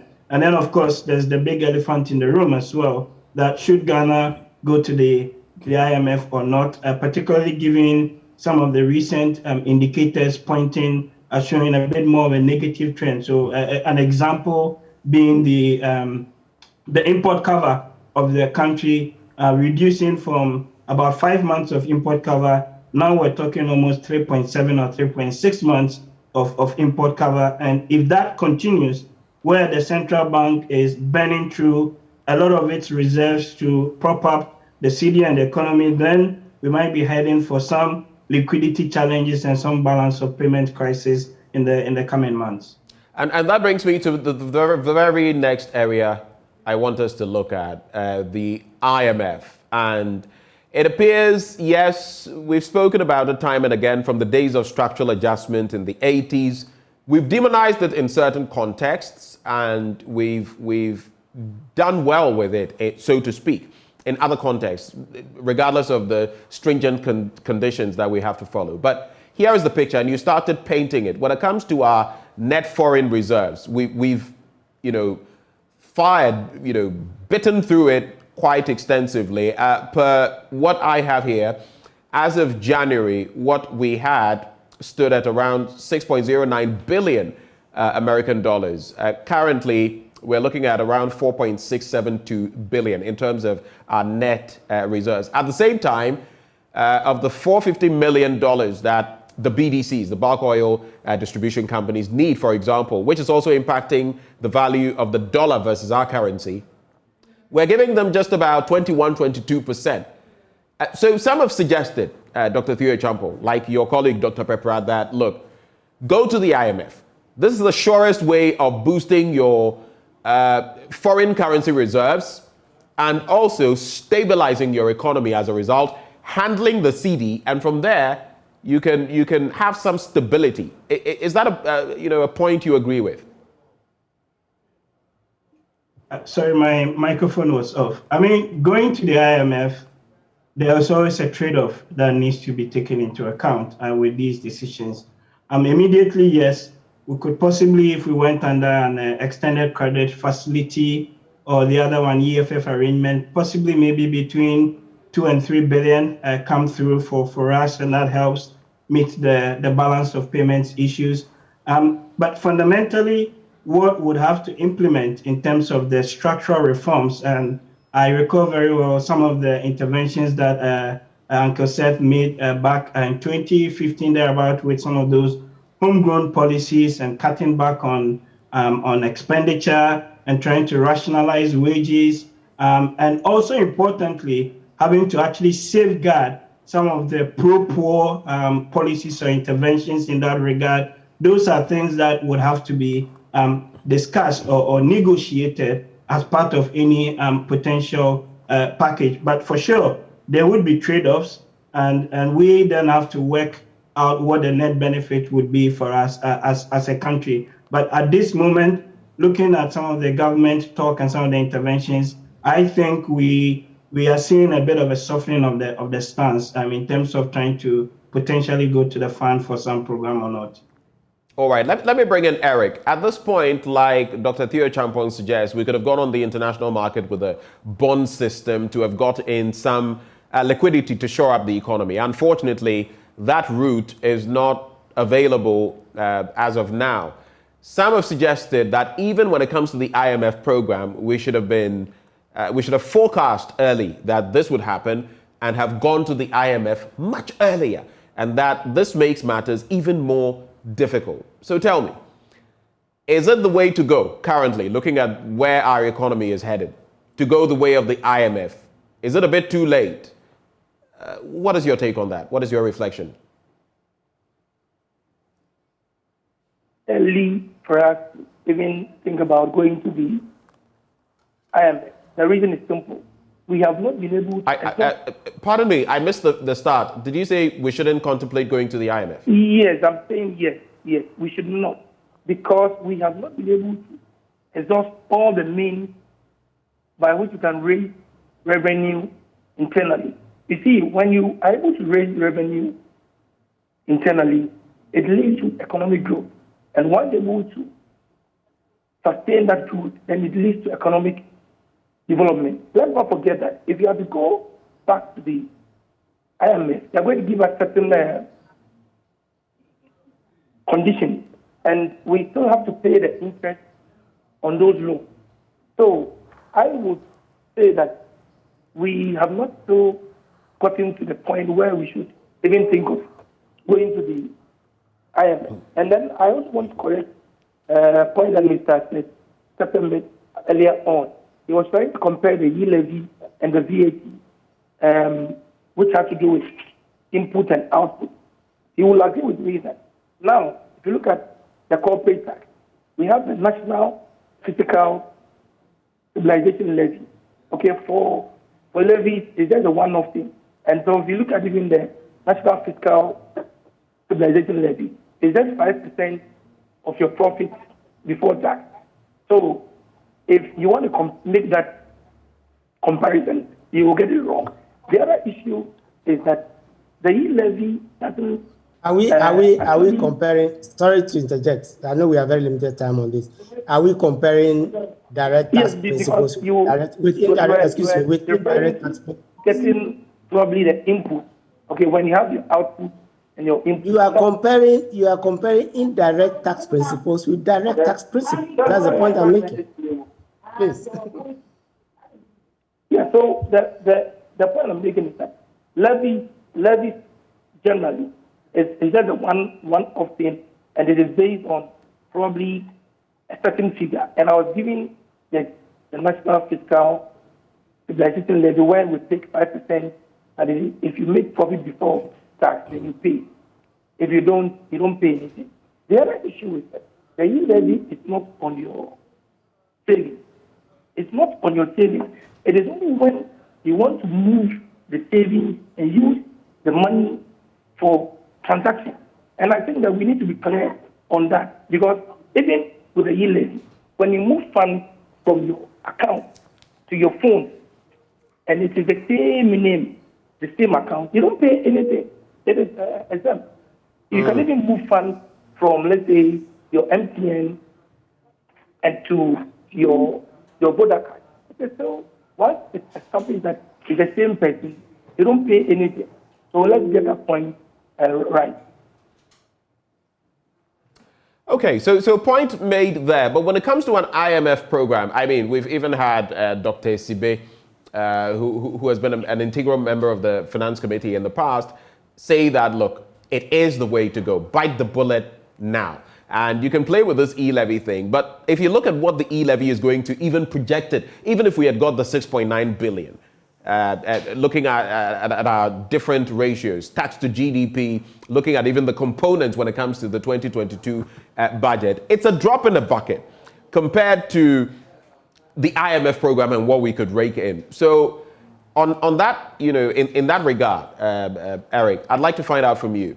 Though you say you are not for us going the way of the IMF currently, have we played too much politics with the IMF program? Because you would see a plethora of tweets from the past. The last one I saw from Gabi Otredako pointing to the fact that, we're always bringing the government or the state out of an IMF program, suggesting that it is bad to be in an IMF program. We all know that that is not necessarily the case. So have we played too much politics with it to the point where now, if we have to go there, we have sort of, shot ourselves in the foot?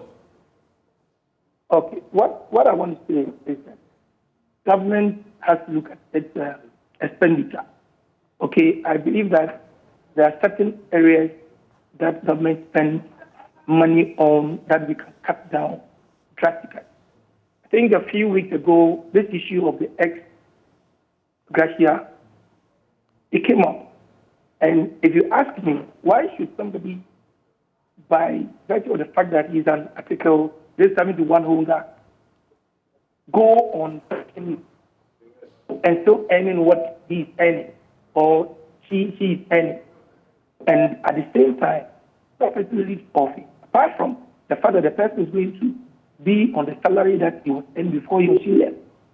Why should the person be paid that ex gratia?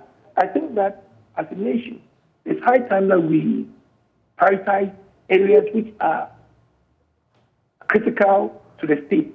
We must look at things that we can do that will help to increase revenue, increase output, so that we can move on as a nation. And I was told that we haven't been able to exhaust all the, if the government is cut down its expenditure, if you look at some of the SOEs, the CEOs, how much they are earning. Right. We're having a discussion on it. If somebody is the CEO of a state-owned enterprise, and this enterprise is making losses year in, year out, why should that person be receiving so much money? And so what I'm saying is that we're able to look at all these areas very well and cut down on government expenditure. Whilst we try to explore other areas that we can increase the revenue, we don't need to go to the IMF. All right. 2 quick questions. Seth, I know you would have been next in line, but I just want to exhaust these with Dr. Theo Champong as well, and I'll give you ample time to react.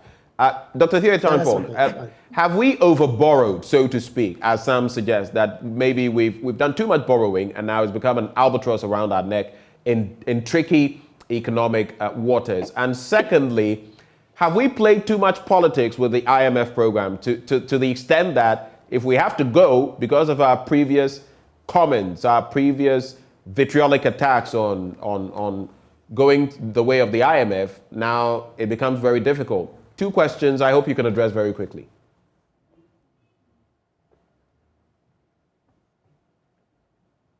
Hello, Dr. Champong, can you hear me? Yes, sorry, I went over briefly. If you can repeat the questions. So I was asking you, have we played too much politics with going the way of the IMF to the point where maybe we would have harmed ourselves if we now have to go back? Because in the past we were so fiercely against it, talking about, oh, we are always bringing the country out of the IMF, and now we have to go back. And some people have also spoken about the fact that we have simply borrowed way too much, and now the least shocks to the economy, and we're reeling. Your quick reaction to those? Yeah, so let me start from the latter part. In terms of the borrowing amount, yes, high, but I also think fundamentally the Ghanaian economy is too over-liberalized. You know, some numbers I've seen and some others indicate that as much as 70–80% of the economy is liberalized, and to that extent, any of these external shocks or the least one basically throws a lot of your numbers out of gear, and so we need to think more about domestic substitution and grow more of the things that we can eat ourselves, and then subsequently export the rest. The big elephant in the room, or the issue is, the politics of going to the IMF. I absolutely agree with you. You know, between the 2 main parties, the NDC and the MPP, they've always used the going to the IMF as a political tool, and they even have used that for campaigns. I recall very well, you know, during Uncle Seth's tenure, certain statements that were made by the then opposition saying that we have shot ourselves in the foot, and going to the IMF was literally going to beg, and it's a master-servant relationship, all of those things. And now the foot is on the banner is on the other foot, where again we're also seeing a similar reaction now from the opposition NDC, you know, trying to capitalize on the political outcomes of going to the IMF or not. What this tells me really is that we have not had an honest conversation with ourselves as a country, and even fundamentally come to the point that certain things that we need to do ourselves have not been fully implemented. And when governments change power, certain policy actions then basically are dropped. What we need to do is to sit around the table and have a clear plan of action of what we're going to do as a country for the next 5 to 10 years, right? What are we going to do on industrialization? What are we going to do on improving productivity in the public service and across the board? What are we going to do on tax reform? What are we going to do on strengthening the monetary policy mechanisms of the central bank? Because sometimes the inflation targeting regime clearly doesn't work. Those are things that fundamentally we need to sit down and address ourselves without necessarily bringing the IMF into the equation. Because after all, if you look at many of the homegrown policies, and even what the government is proposing to do now, it's not any different from what the IMF would tell you to do anyway, except that, yes, they bring some quote unquote policy credibility in that respect. And it's like the proverbial headmaster holding the stick and trying to get you to do the right thing in that sense. So, I mean, for this, I blame both parties. They played the politics of, going to the IMF to their advantage. And that, in a way, has poisoned the atmosphere such that any government that goes, the opposition would take that as a political tool and try and use that to gain votes in that regard. And that, for me, is a little bit unfortunate. But that is how the political economy of Ghana, unfortunately, is. To you now, Seth Tekpe, and again, it's always good using you as a reference point because you've been there, you've done that. You've gone to an IMF program. Have we played too much politics with going the way of the IMF? Secondly, have we borrowed too much, which has made us exposed as far as our economy is concerned and the economic hurdles we are currently facing? And maybe more importantly, among all the three questions I am pushing to you, is it time now for us to go the way of the IMF? Your quick reaction. Well, your second point first, and I like to go to the numbers.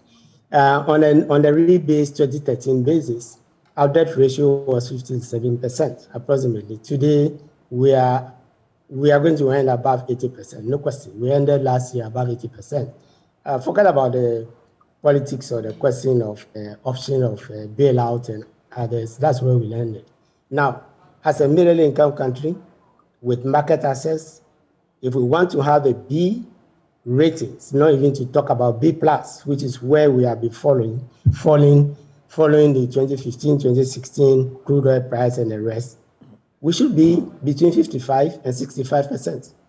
So it depends on market confidence. Where do we want to go? It's about goals, it's about targets, right? So if we want to restore our ratings, not exclusively on debt, but on the debt index, then for B-, B+, we currently see we should be between, at least 60, 65, to be, reasonably a reasonable shot of being in the top echelon of B-. So we should know the context in which we are talking. So if you look at that and you are looking at 80, possibly 85%, if GDP doesn't, increase, fast enough this year, then it means you are way off.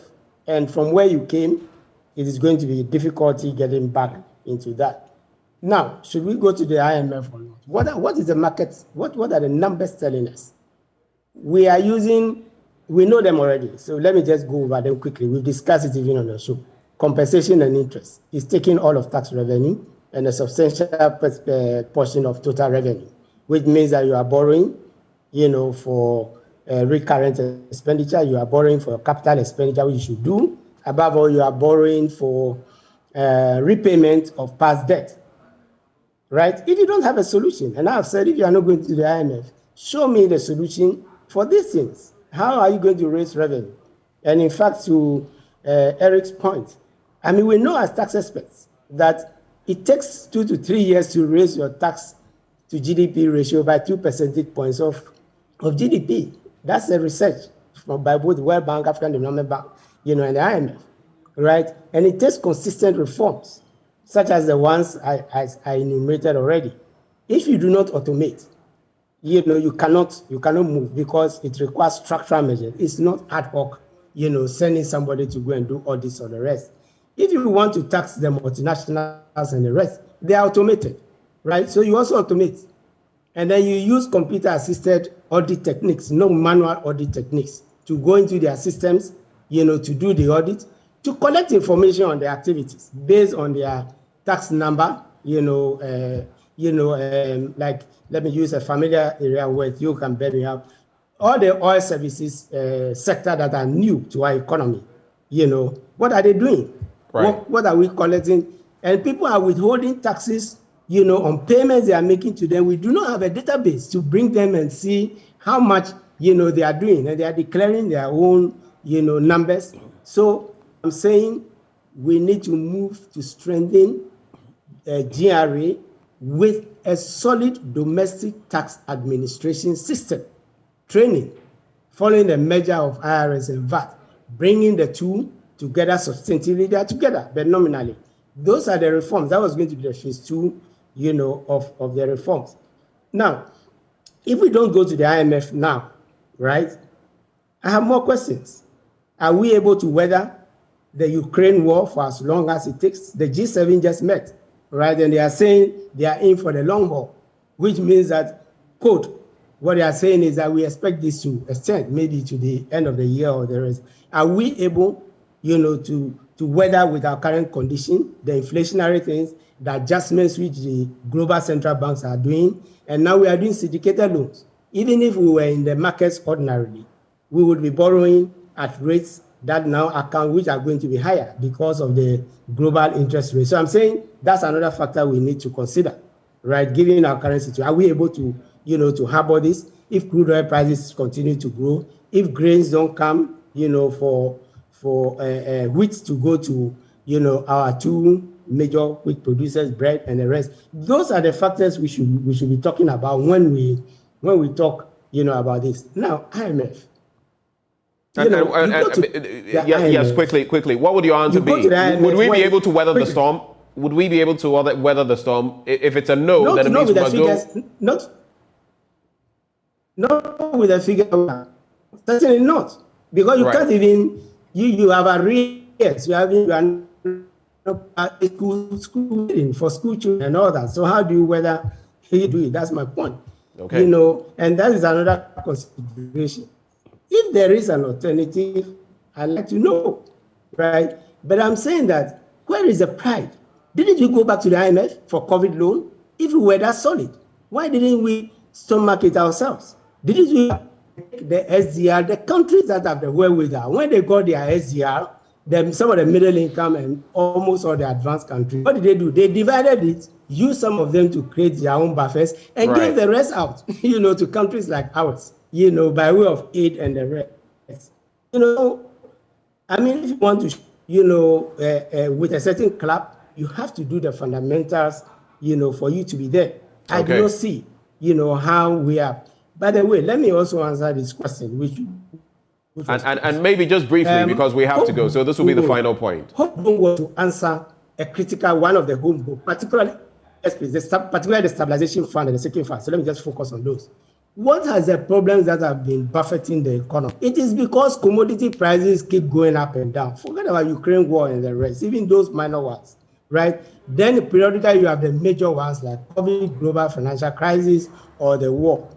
What countries do is that create budget buffers. And the evidence is there.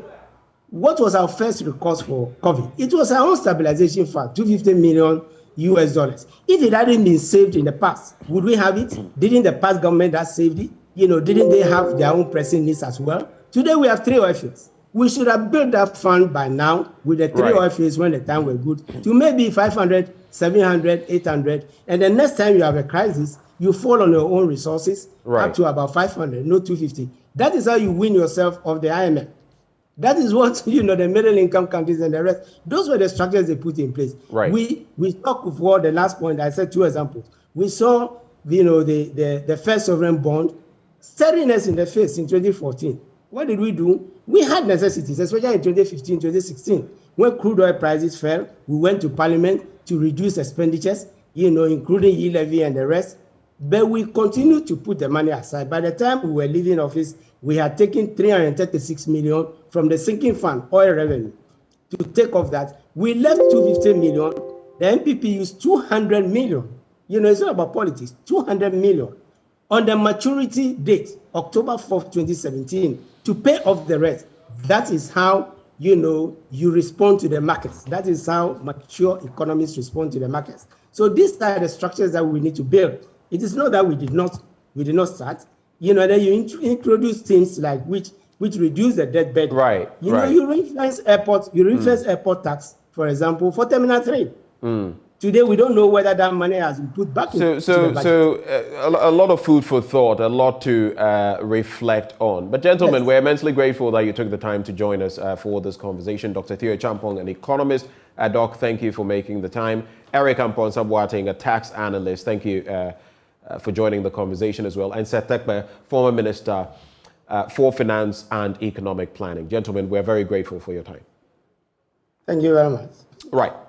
And after all that talk and the brain work, well, it's time for us to take a drink. Awake is premium purified water treated through a strict purification process to ensure that every bottle on the market refreshes you better. We have the perfect size for every occasion. 330 and 500 ml bottles to fit your pockets and bags, 750 ml for the heavy drinkers, and 1.5 liters for those who always want more. We have also introduced our special 19-liter jars for offices and homes. Now, you just need to stay awake with Awake Purified Drinking Water wherever you go. I recommend it for you. So come on, grab a bottle of Awake Water and get quality hydration. Awake Purified Drinking Water, one for life. Remember, for every bottle you purchase, an amount is donated to the National Cardiothoracic Center. It's produced by Casa Prego. For bulk purchases, just call that number, 0262 351 251. We'll take a breather. We'll be right back.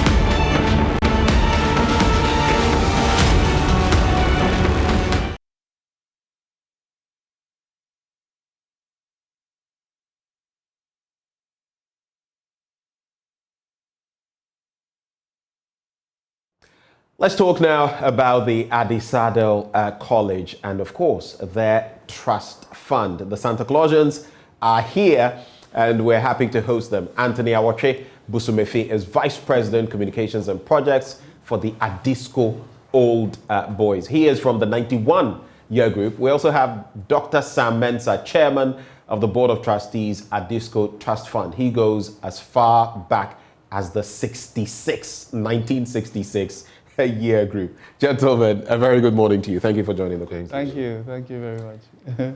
66. Wow. I just had to go like... You were not born then, obviously not. When I was at Adisco, every time an old student came and the headmaster introduced him and he said, oh, I was in Adisco in 1946. Yeah. Everybody goes, she. Oh, see. I didn't know that very soon they'll be saying she to me too, you know. How time flies. Yeah. But I'll start with you, Doc. Give us a bit of a background to this trust fund that you're starting at Adisco. The trust fund actually has a long history. Okay. It evolved out of what we used to say called Adisadel College Endowment Fund, which was actually set up as far back as the 80s.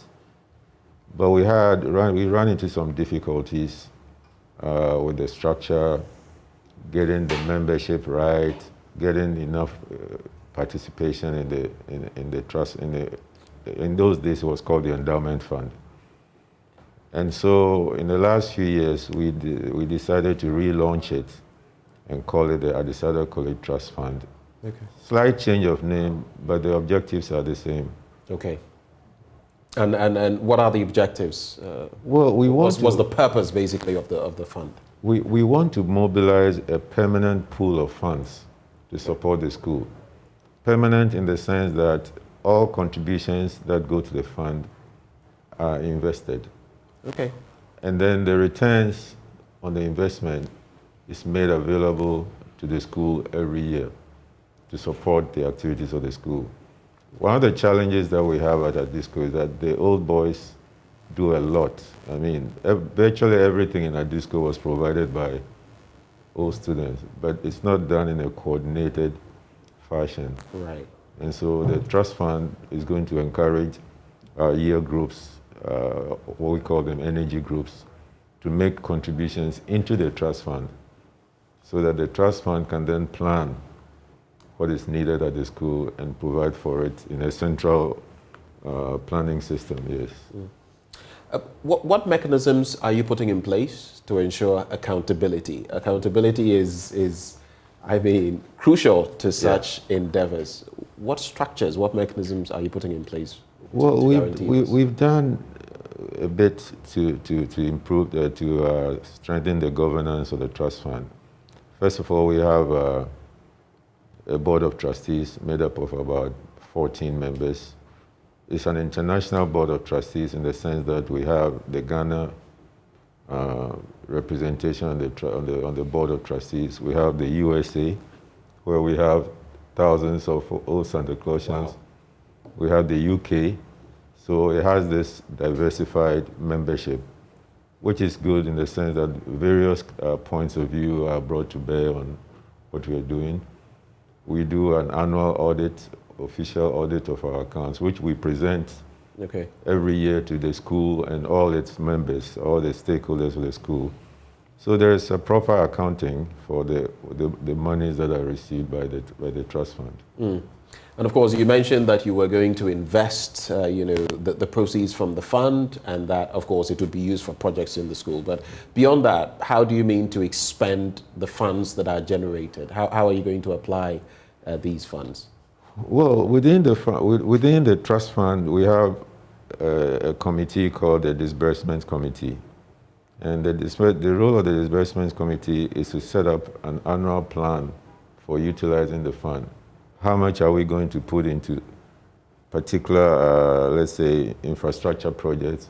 How much are we going to put towards operations and expenses? One of the biggest challenges we have in our disco is the fact that old boys are very, very generous with their giving for infrastructure projects.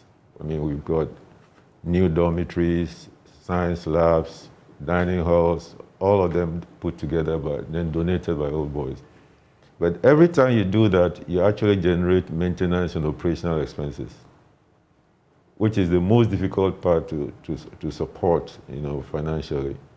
And so the endowment fund is now going to help us to make sure that we do make an annual contribution towards the operations and maintenance of the school, which is the most challenging part.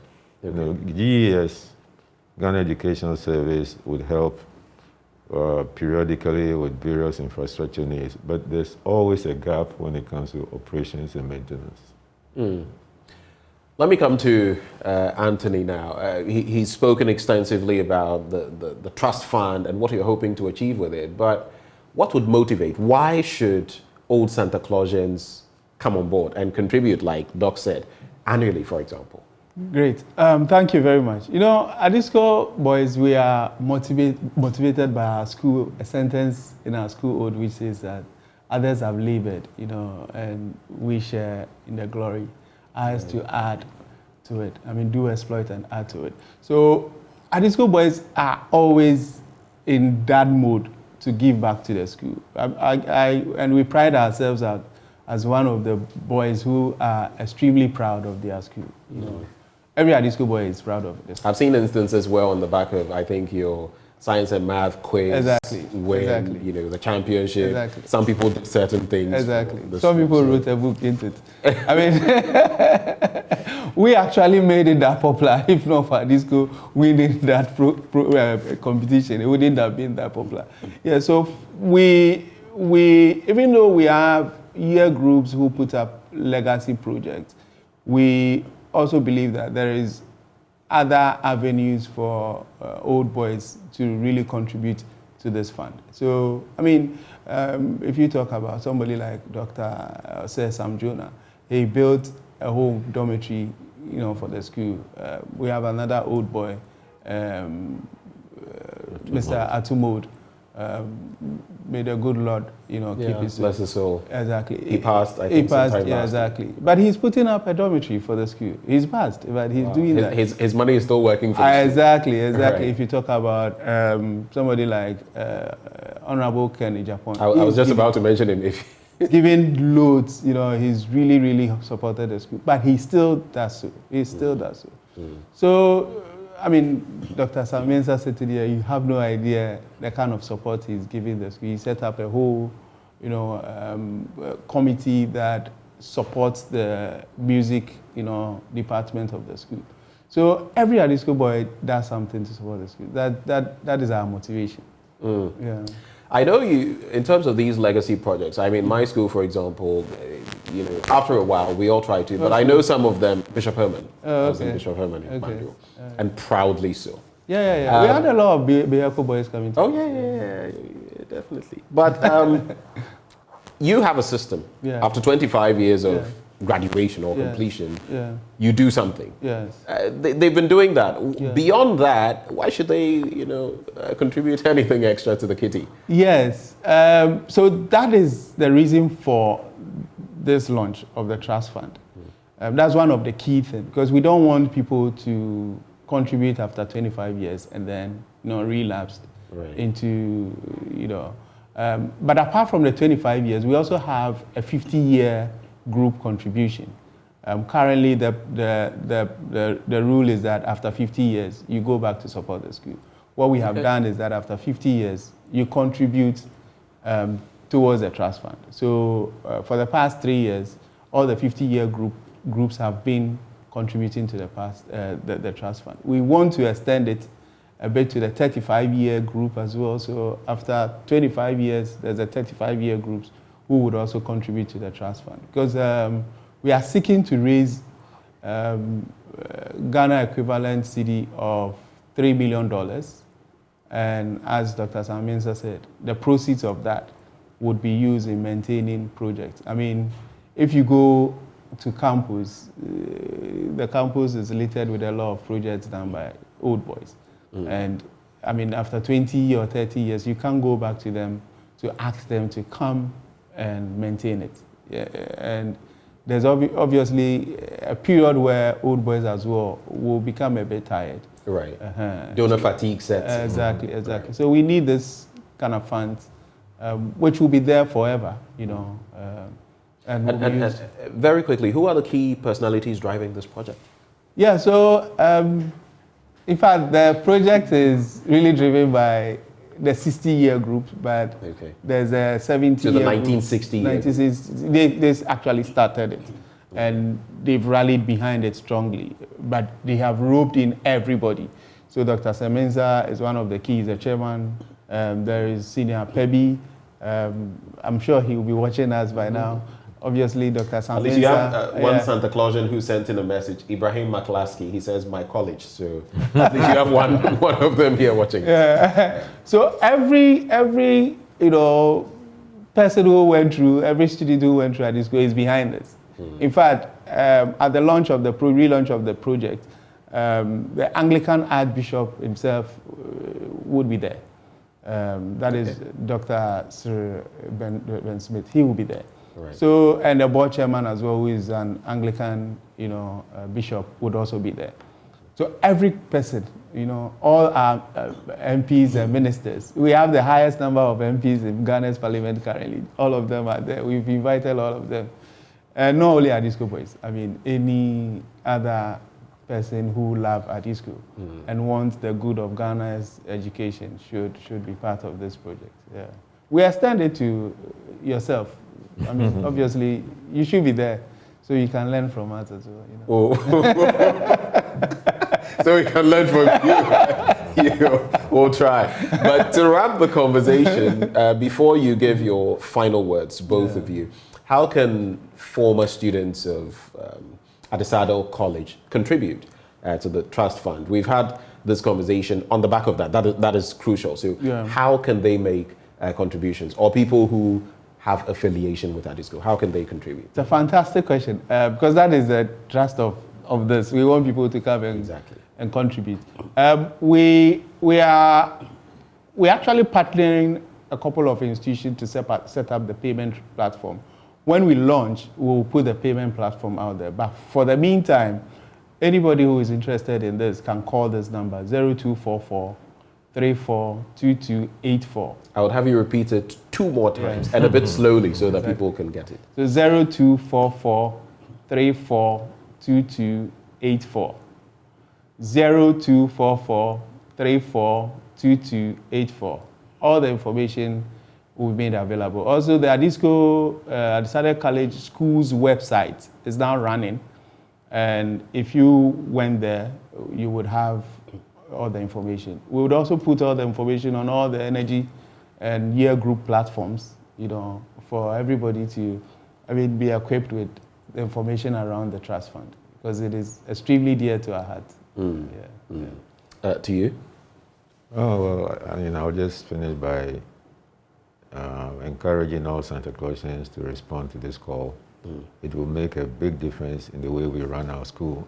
For the first time, we're going to have a dedicated fund to support the day-to-day operations of the school, maintenance. We won't come back to you and say that, oh, the dining hall ran down, so let's go and fix it. The dining hall will be maintained and kept up to standard every year. So it's a new approach to supporting our school, and we're quite proud of it. Do you have Hail Adisco somewhere in your anthem? Yeah. Definitely. Is that the start of the anthem? No, that's the chorus. That's a different one. So we have one school old and then one school. Oh, you have two different anthems? Exactly. Yeah, exactly. How did that happen? Just to wrap up the conversation. We have an ode. Oh, you have an ode, and then you have the anthem proper. Exactly. Okay, that's interesting. Yeah. I'll be pinning down my disco friends. It's full of energy when you sing those songs. It looks like you want us to sing it. Will you? I didn't want to put you on the spot, but you have a way of teasing things out of people. Yeah, smart guy. Are you going to do us the honors? We can, yeah, of course. Answer the questions. Okay. All right. 1, 2. Okay. I'm Santa Claus, stand out to honor those who have killed the school with their fame. I'm a meter, a blessing upon us, gives us to remember the strength of their name. Others have labored and we share their glory, as to do exploits and add to their game. Those who come after will take up our story, may be worthy of singing again. Play up, Santa Clausians. Play up and play the game. Give nothing but your best and never think of rest. Play up for the school's great name. Play up, Santa Clausians. So me do play up. And play the game. Give nothing but your best and never think of rest. Play up for the school's great name. You guys have done amazing. I am not an old Santa Clausian, but this is brilliant. Yeah. This is brilliant. And we wish you all the best as you raise funds for the great Adisco. We were just joined by Dr. Sam Mensah, Chairman, Board of Trustees of the Adisco Trust Fund. We also have Anthony Awache Busumefi, Vice President, Communications and Projects at the Adisco. That is with the Adisco Old Boys. Now, right before we veer into our next segment, just so you know, VAT returns are due for submission on the last working day of every month. Don't you forget, failure to submit your returns attracts a penalty. Now, why would you want to be penalized? Also, in terms of owning your own home, rent to own is a 2, 3, or 4 bedroom house or beachfront villa in the new Accra city. Cities and Habitats rent to own at a price you can afford and at a pace you can pay. Just visit www.newaccra.city for more details, or call or WhatsApp the following numbers: 0555 530 300 or 0577 911 101. You can also call 0557 054 635. The Planned Cities Extension Project shaping Ghana's urban future. When we return after the break, we're going to be looking at the Arise Ghana demonstration. Yes, it's coming off today. What are the latest dynamics? Who and who are there? And what exactly are they saying? All of that right after this break. Stay.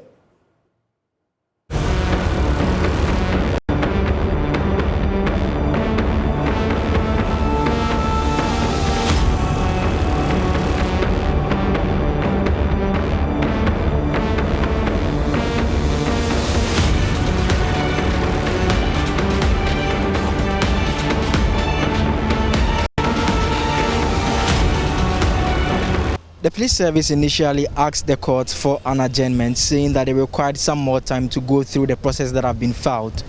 But lawyers for the protesters insisted that the court directs the police to move the motion because they say that this is a matter that the police can easily study the documents and respond to.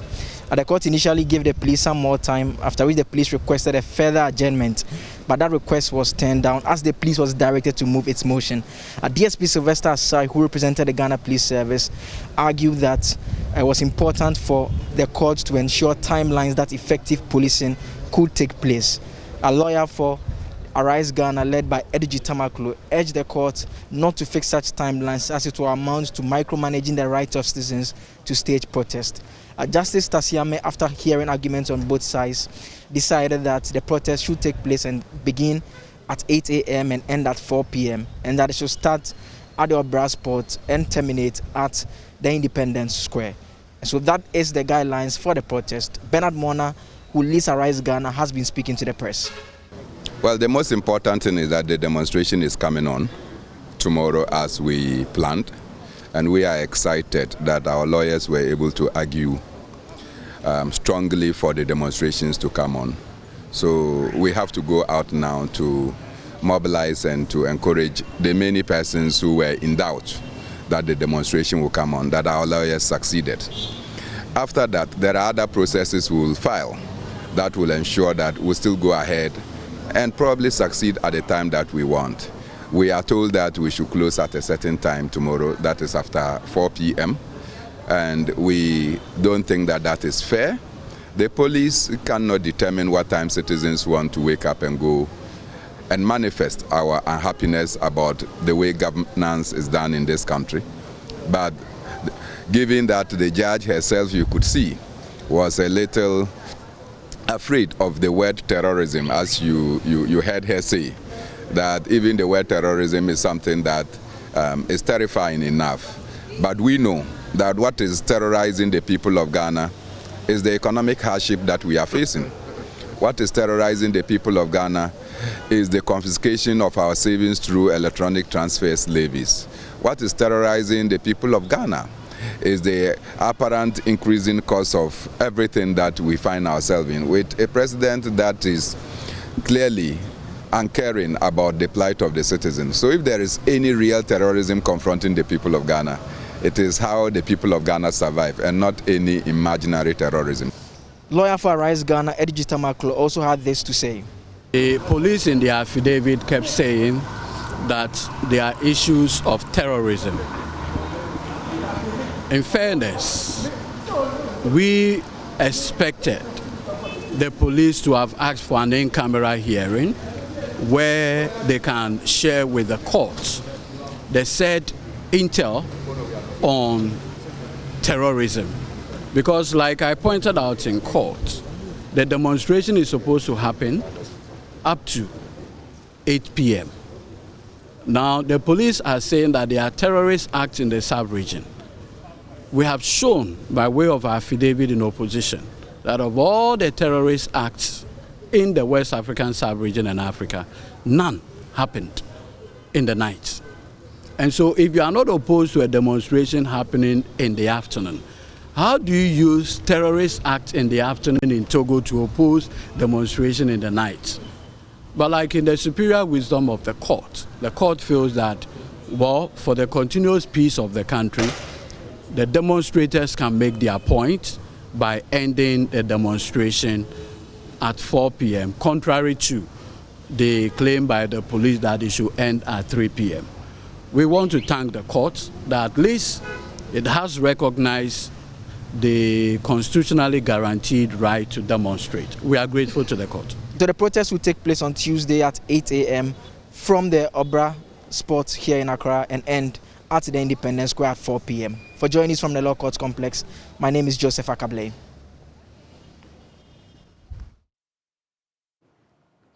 And so that was my colleague Joseph Akakpo bringing us details yesterday about what we could expect today as that pressure group hits the streets from the Obra Sport. And now the time has been changed from 8 a.m. to 4 p.m. In the course of the show or later in our subsequent bulletins from 10 onwards, we'll bring you some images as far as what is happening there is concerned. But that demonstration is happening today as the group petitioned for.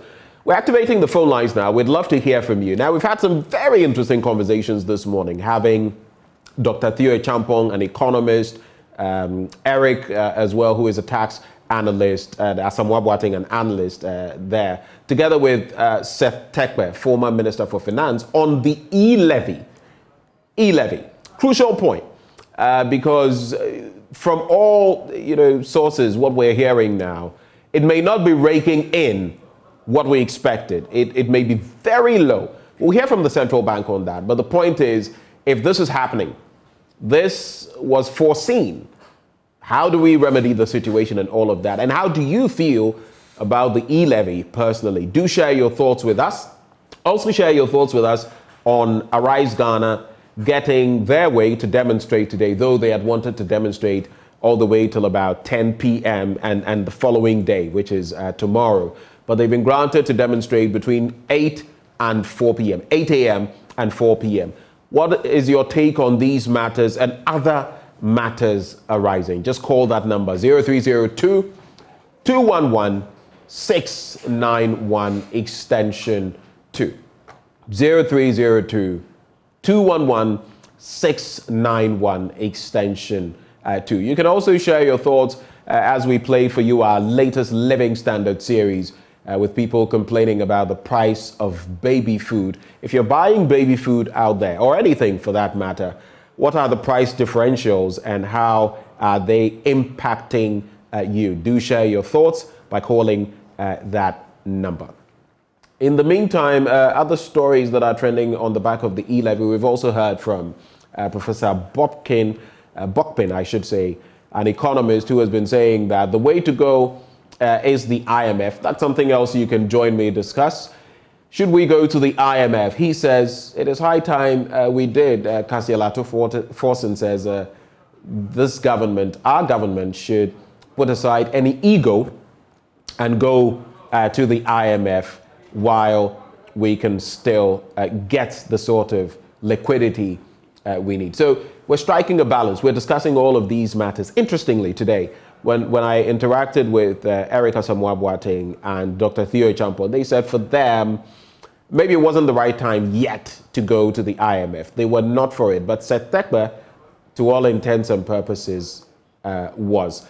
Do call and share your thoughts. But in the meantime, we've got a feed from the Kwame Nkrumah Circle. My colleague Manuel Kranting joins me from there on the back of the Arise Ghana demonstration. Manuel, what can you share with us? Paint a picture for us. What is happening right now? Has the demonstration started? Arise Ghana, a pressure group. Well, they are protesting today what they call high cost of living in Ghana. In fact, indeed, it is a cocktail of issues that they are protesting. The key conveners, of course, of this particular group that we have learned of in the past couple of weeks, the likes of Bernard Mona. And then indeed yesterday we had key members of the NDC, the opposition NDC, actually say that they are lending their entire support to the protest. It's been a bit of a back and forth in terms of the modalities and arrangements for the protest. Well, all of that is still actually playing out in court as we're learning of an appeal by the Arise Ghana pressure group on a high court ruling that's asked that the protest be held between 8 a.m. and then 4 p.m. as against the initial proposal of the group to actually hold the protest deep into the night around 10 p.m. Well, even as that, a bit of the entire conversation plays out in court, over here at the Obra spot, what we're seeing is that a number of people are gathering with the intention of actually joining this particular demonstration. And we'll just speak to a few of them and find out why they're joining the demonstration. Boss, what's your first thing? Your family promise. Promise? Yes. Ninia, ni mamwa ya din papa bin kandada. Sese nkosia bako. Ye nua ya 15 cedis, 150 pesos. Ye nua dia 2 cedis. Coco. Sese coco 2 cedis. Cake 3 cedis. Yeah, bre. Meanwhile, no so no salaries you increase salaries. You increase salaries so, but you must cost one cost. And no go to the end there or chamakono na price na cost. Pampers at 75 cedis. They say 200 cedis. Pampers na 75 cedis. They say Ukop marketer. I 200 cedis. 200 Ghana cedis. Then you go. Say milk. I 6 cedis 50 pesos. Fight off. I tono 18 cities, 35 cities say you can buy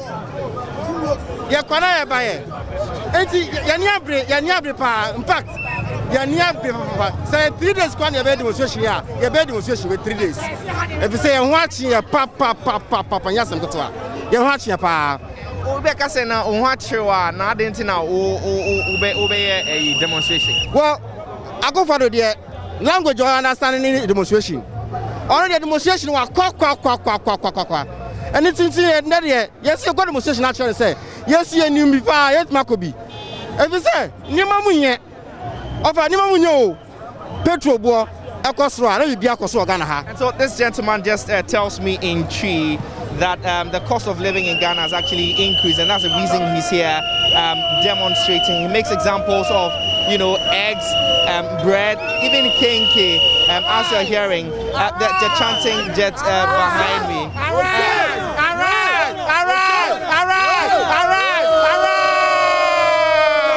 Mr. Bissau say, na unim say, Akufo-Addo say, Akufo-Addo demonstration kwa no tia say. But you say E-levy, for instance, say demonstration, Bebre. Na Uncle Sibebia, we are sure say demonstration where we best Samibi. Demonstration will be the biggest in the Foreign Republic. Akufo-Addo yakum priako. Oye sem priako. Ni nyina so omo ye bi fa ho. Enti enim say demonstration we aba pusu no. Ono a hu kofo baba. Any sentiments na baba from the people now. He has no other option than to reduce prices of fuel drastically. Not just reduce it, reduce the price of fuel drastically. But we know and we've been told that the price build-up of the fuel includes taxes which have been collateralized, some of them which you cannot actually take off the price build-up. I mean, when you take into cognizance of that, that particular factor, and then also the Russia-Ukraine crisis, which are affecting price of fuel across the world. I mean, there's very little government can do, at least according to government. There are some price build-up of fuel, especially a sanitation tax. I know it's very, very irrelevant on fuel prices. It's one issue. Also, prices of commodities are because of this happening in Russia. When you go to Russia, fuel prices are cheaper than Ghana. Meanwhile, they are fighting. Even Ukraine, prices are cheaper than Ghana here. In just one occasion, Banche, you don't Ukraine. Agro, you don't Ukraine. Plantain, you don't Ukraine. Me now Ghana. Kako. First you come back and call the show free. Kako, you show and make free. Say 2 cities, 1 cities. Kako. And you can hear the sort of frustration in their voices as they speak to us. Patrick Frosting. Meridi Yabema. Where you doing? Me appear Roma True Drivers Union. True Drivers. Just where you driving? Yes. Okay. Now Drivers for change. Me na mete ya me na do fro tro ya no Kalipo woman no. Na Kalipo na ya no mo imponi ye Ghana fo se ya no ba ko ne bia me no de be Ghana fo. Ba be. Ba no de mi ntimi nkyere. Na mom se ya no Kalipo. Se Kalipo ede. Na ze Kalipo mpa ye si kyere a ede no. Ene ye Ghana fo se ya. Ye pa Ghana fo. Se boni bia ya Ghana fo. Boni bia ya be ma. Boni bia ma ye. Ese me ye drivers for change. E ma na do dan kwa Akufo-Addo. Me pa chao. Mo fa me boni ncheme. Na Ghana mfa me boni ncheme. Ma ye boni kese ye. Ye to petrol wa Ghana ha. 3 cedi 26 pesos. What the times 4.5 wa. E ma 14 cedi 67 pesos. Yet drivers for change said your mama you 1 cedi free so. Kwaku kwati di ye nim obwase West MP asem na make e de court. Say court any free one my court to say your mama yi was so onyi. Eno na ma yeti drivers for change ya de na do fruit trotro me na me di mate no. Ene akwa kwadru 13 cedis 50 pesos per liter. Jomama 1 gallon no 14 cedis 67 pesos no Akufo-Addo 1 liter. Ya Ghana for bone. Jomama for bone che. Ghana for bone che. Money bia ya say akwa for Akufo-Addo. Aba be si yesu bia no. Obi a wo hwe bia mfa ye bone che. Ene me fra kumadan. Entosi bu anya den. Ka na di ntosi ni ba no. Ana ne boarding papa be je di say ene fuel ye friend say V power I di gu V8 mu ne cars akese mu no diesel boarding chain no adanti na se basa o man panyin so wa ye kwan 10,000 kilometers ya gani ye hu kwan ayira ye hwa ye hu adai o man panyin si form never che kwan no so be ye obi abone a enkanye ya be mane a driver for adanti na o ye sa papa yesrew awrade yesrew mananadu nsi form no metie ya asemu watena wiam ya nti yanka nanadu si form o cycle ha ne no betena yo nanadu ya paache o si form adai o mampanyini adai no ma atamfo anya yai adai no ma atamfo anya yai enehwe oman no adrawa for ya gine we campaign ye te kama Akufo-Addo kwa nye sa adai Buwa ka ya si Russia ni Ukraine me paache tomato na nanadu enya adwuma no putting the bomb wakoto Russia for one of my bomb me by COVID-19 at tomatoes adaka COVID-19 at mo COVID-19 at agbelema adai yet ya a throw and a move chatre and every month I drive for the comes as spare time a radiji yo yaya bonio arise.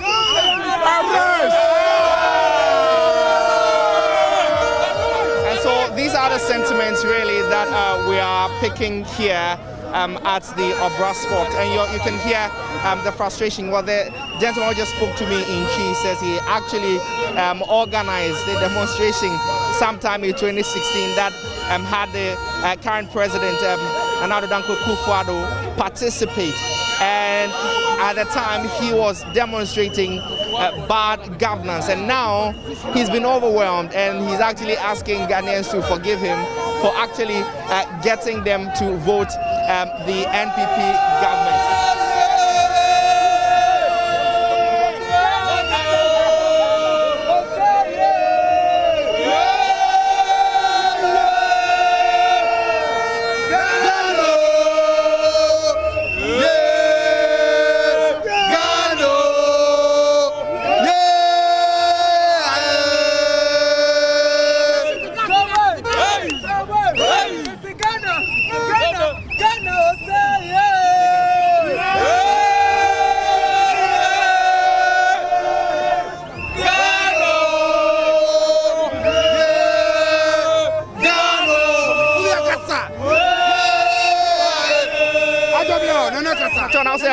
Masa ya from your consame me fia saman kesi Eastern region. Just unfi akra. Dabi demonstration into na me fia saman kesi abedua.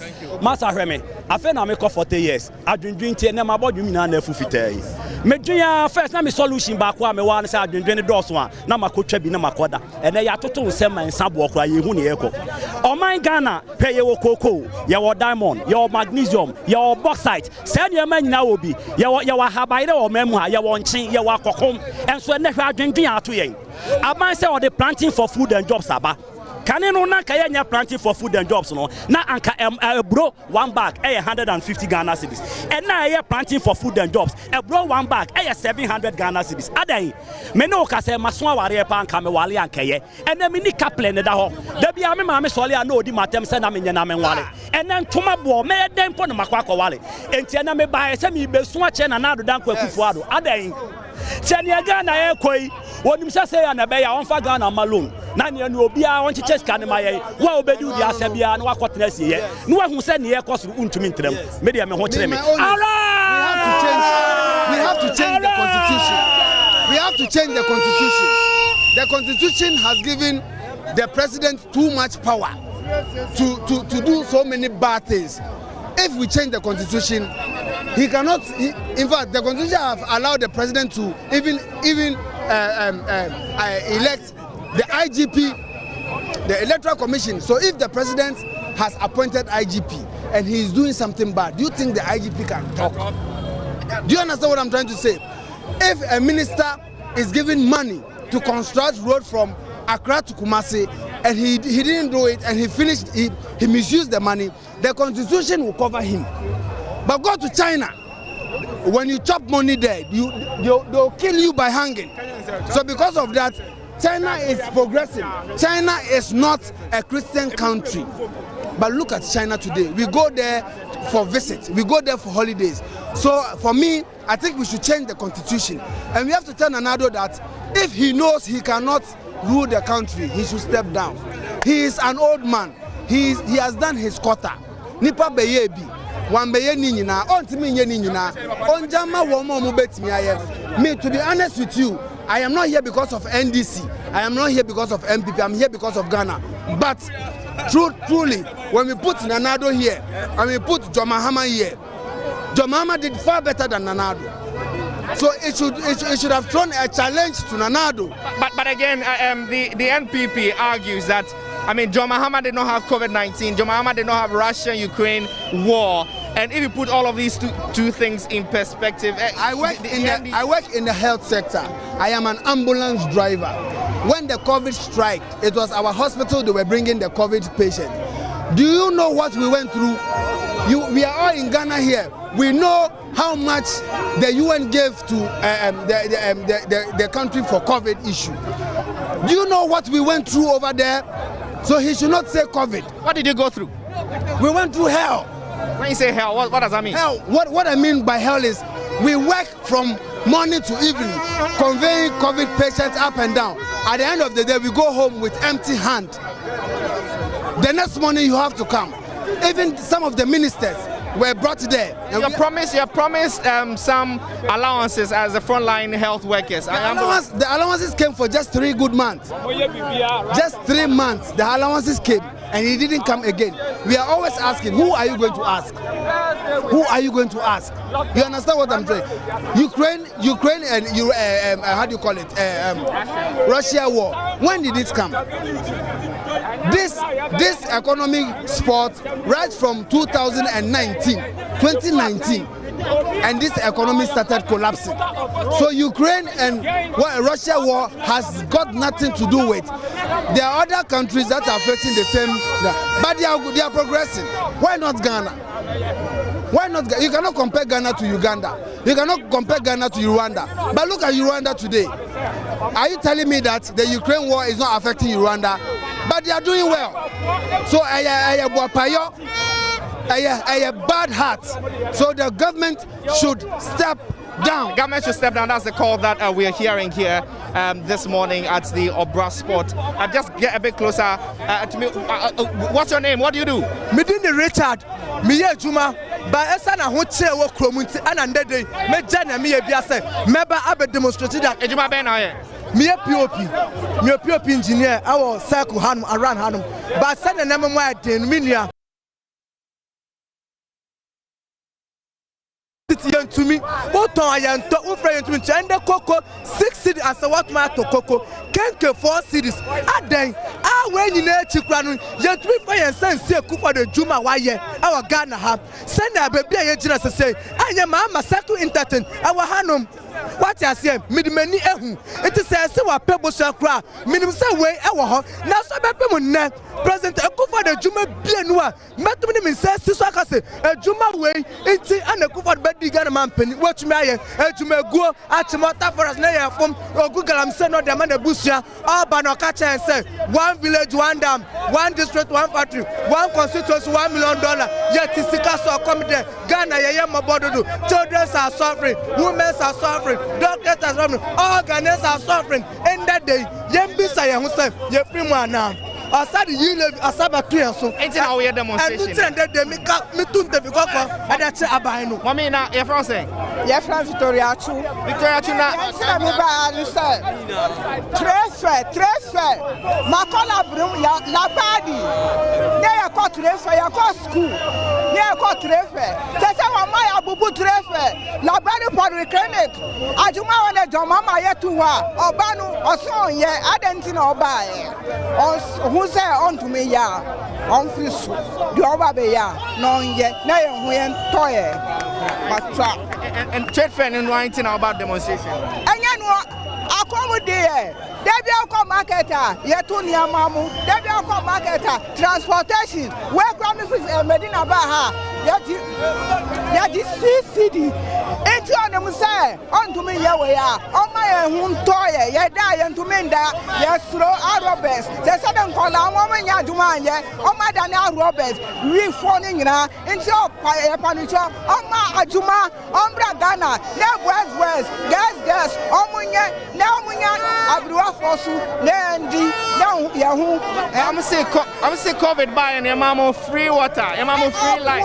Mediani na chichakwa manya bindi nsiokwa manya bi obua wanya fi obua no na ochiska no die.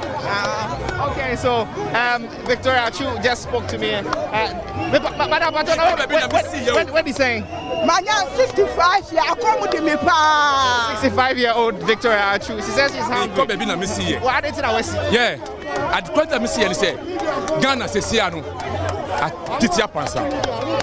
Onyame mbem de meti me ka first ni say maba mu wo circle mu sha say circle traffic light ayi na ye aduma wo circle scan edi ye Ghana scan edi ye o baby say ada na nsimi ye ni ye de sa ku mi ni say e born to happen nanado kan ye no ye hu say sabe start enti ye bo nanado ye panicho sa born to happen no ko kan mu say enya ye biom because who shop me di me you am me di be che wo before so enu na di send me akwada kitwa age of 8 years papa peni agina ho na akwada no free papa no or free papa no bema or wie ye no di akwada tafla che excuse me to say ye bre wo Ghana man anado ensam fe onsam onfa enumi ensam be kan ye wo Ghana eno de enya nanado na ye oko ye say e born to happen no eno ti na ye ba ye be say atamis o si anu de o chiri Ghana ye nyamisum akuf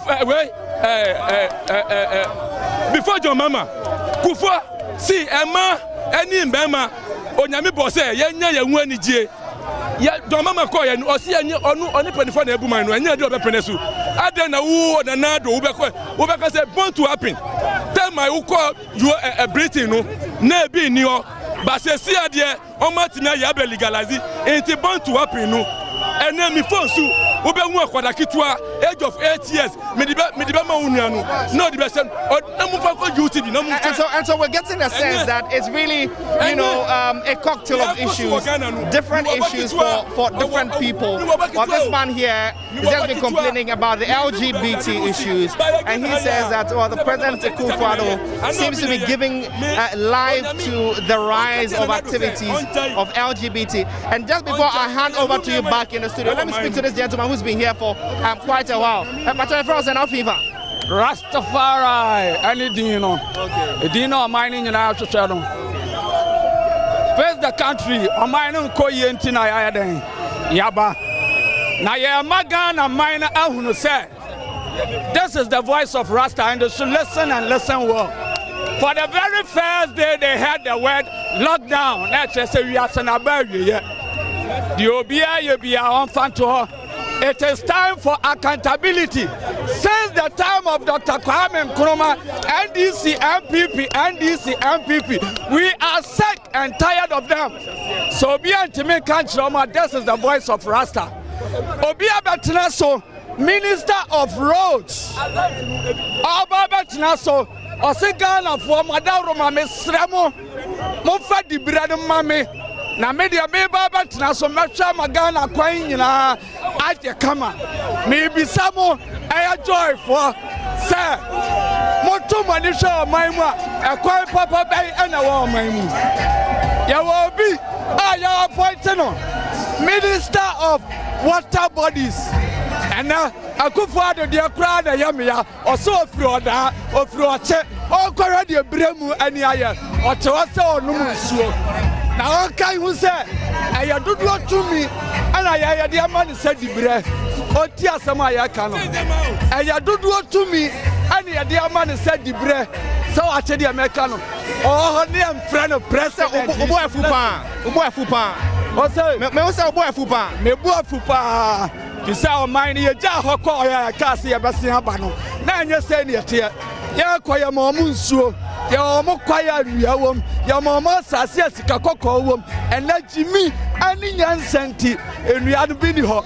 Omu refri omu say when the last 3 dies, then the last man dies. Ya nim so it is time for judgment and not time for NDC and people. Just people venting their spleen and just actually allowing themselves to vent over here. Madam, what's that for saying? Me pacha wadaro my friend me Ajafati. Me Odio constituency. Na so me country meka uza eya mikro mukasa. Na mi mwanfo na muntu afie no. No muntu ni amika. To, yango. Assalamu alaikum ya na mata da maza da ke gida. Abin da fito da ni cikin demonstration ga. Saboda yara na yasa na fito. Ina da yara uku. Inda su suku. Sun ci abinci mutum guda shinkafa ya ci 3 cedi. Kwai 2 cedi. Sannan suka kai bakin gate school. Feeding fee. Mutum guda ya biya 7 cedi. Mutum uku ya yi nawa. Ni da kaina da mijina mu ci nawa. Yau ga landlord na wan kara cement. Wan kara kasa. Esa shi ma ya kara kudin daki. Banda shi yana fite ni cikin daki. Ni da yara na ina da mu je mu yi kwana. Wani lokaci an ce mu na kama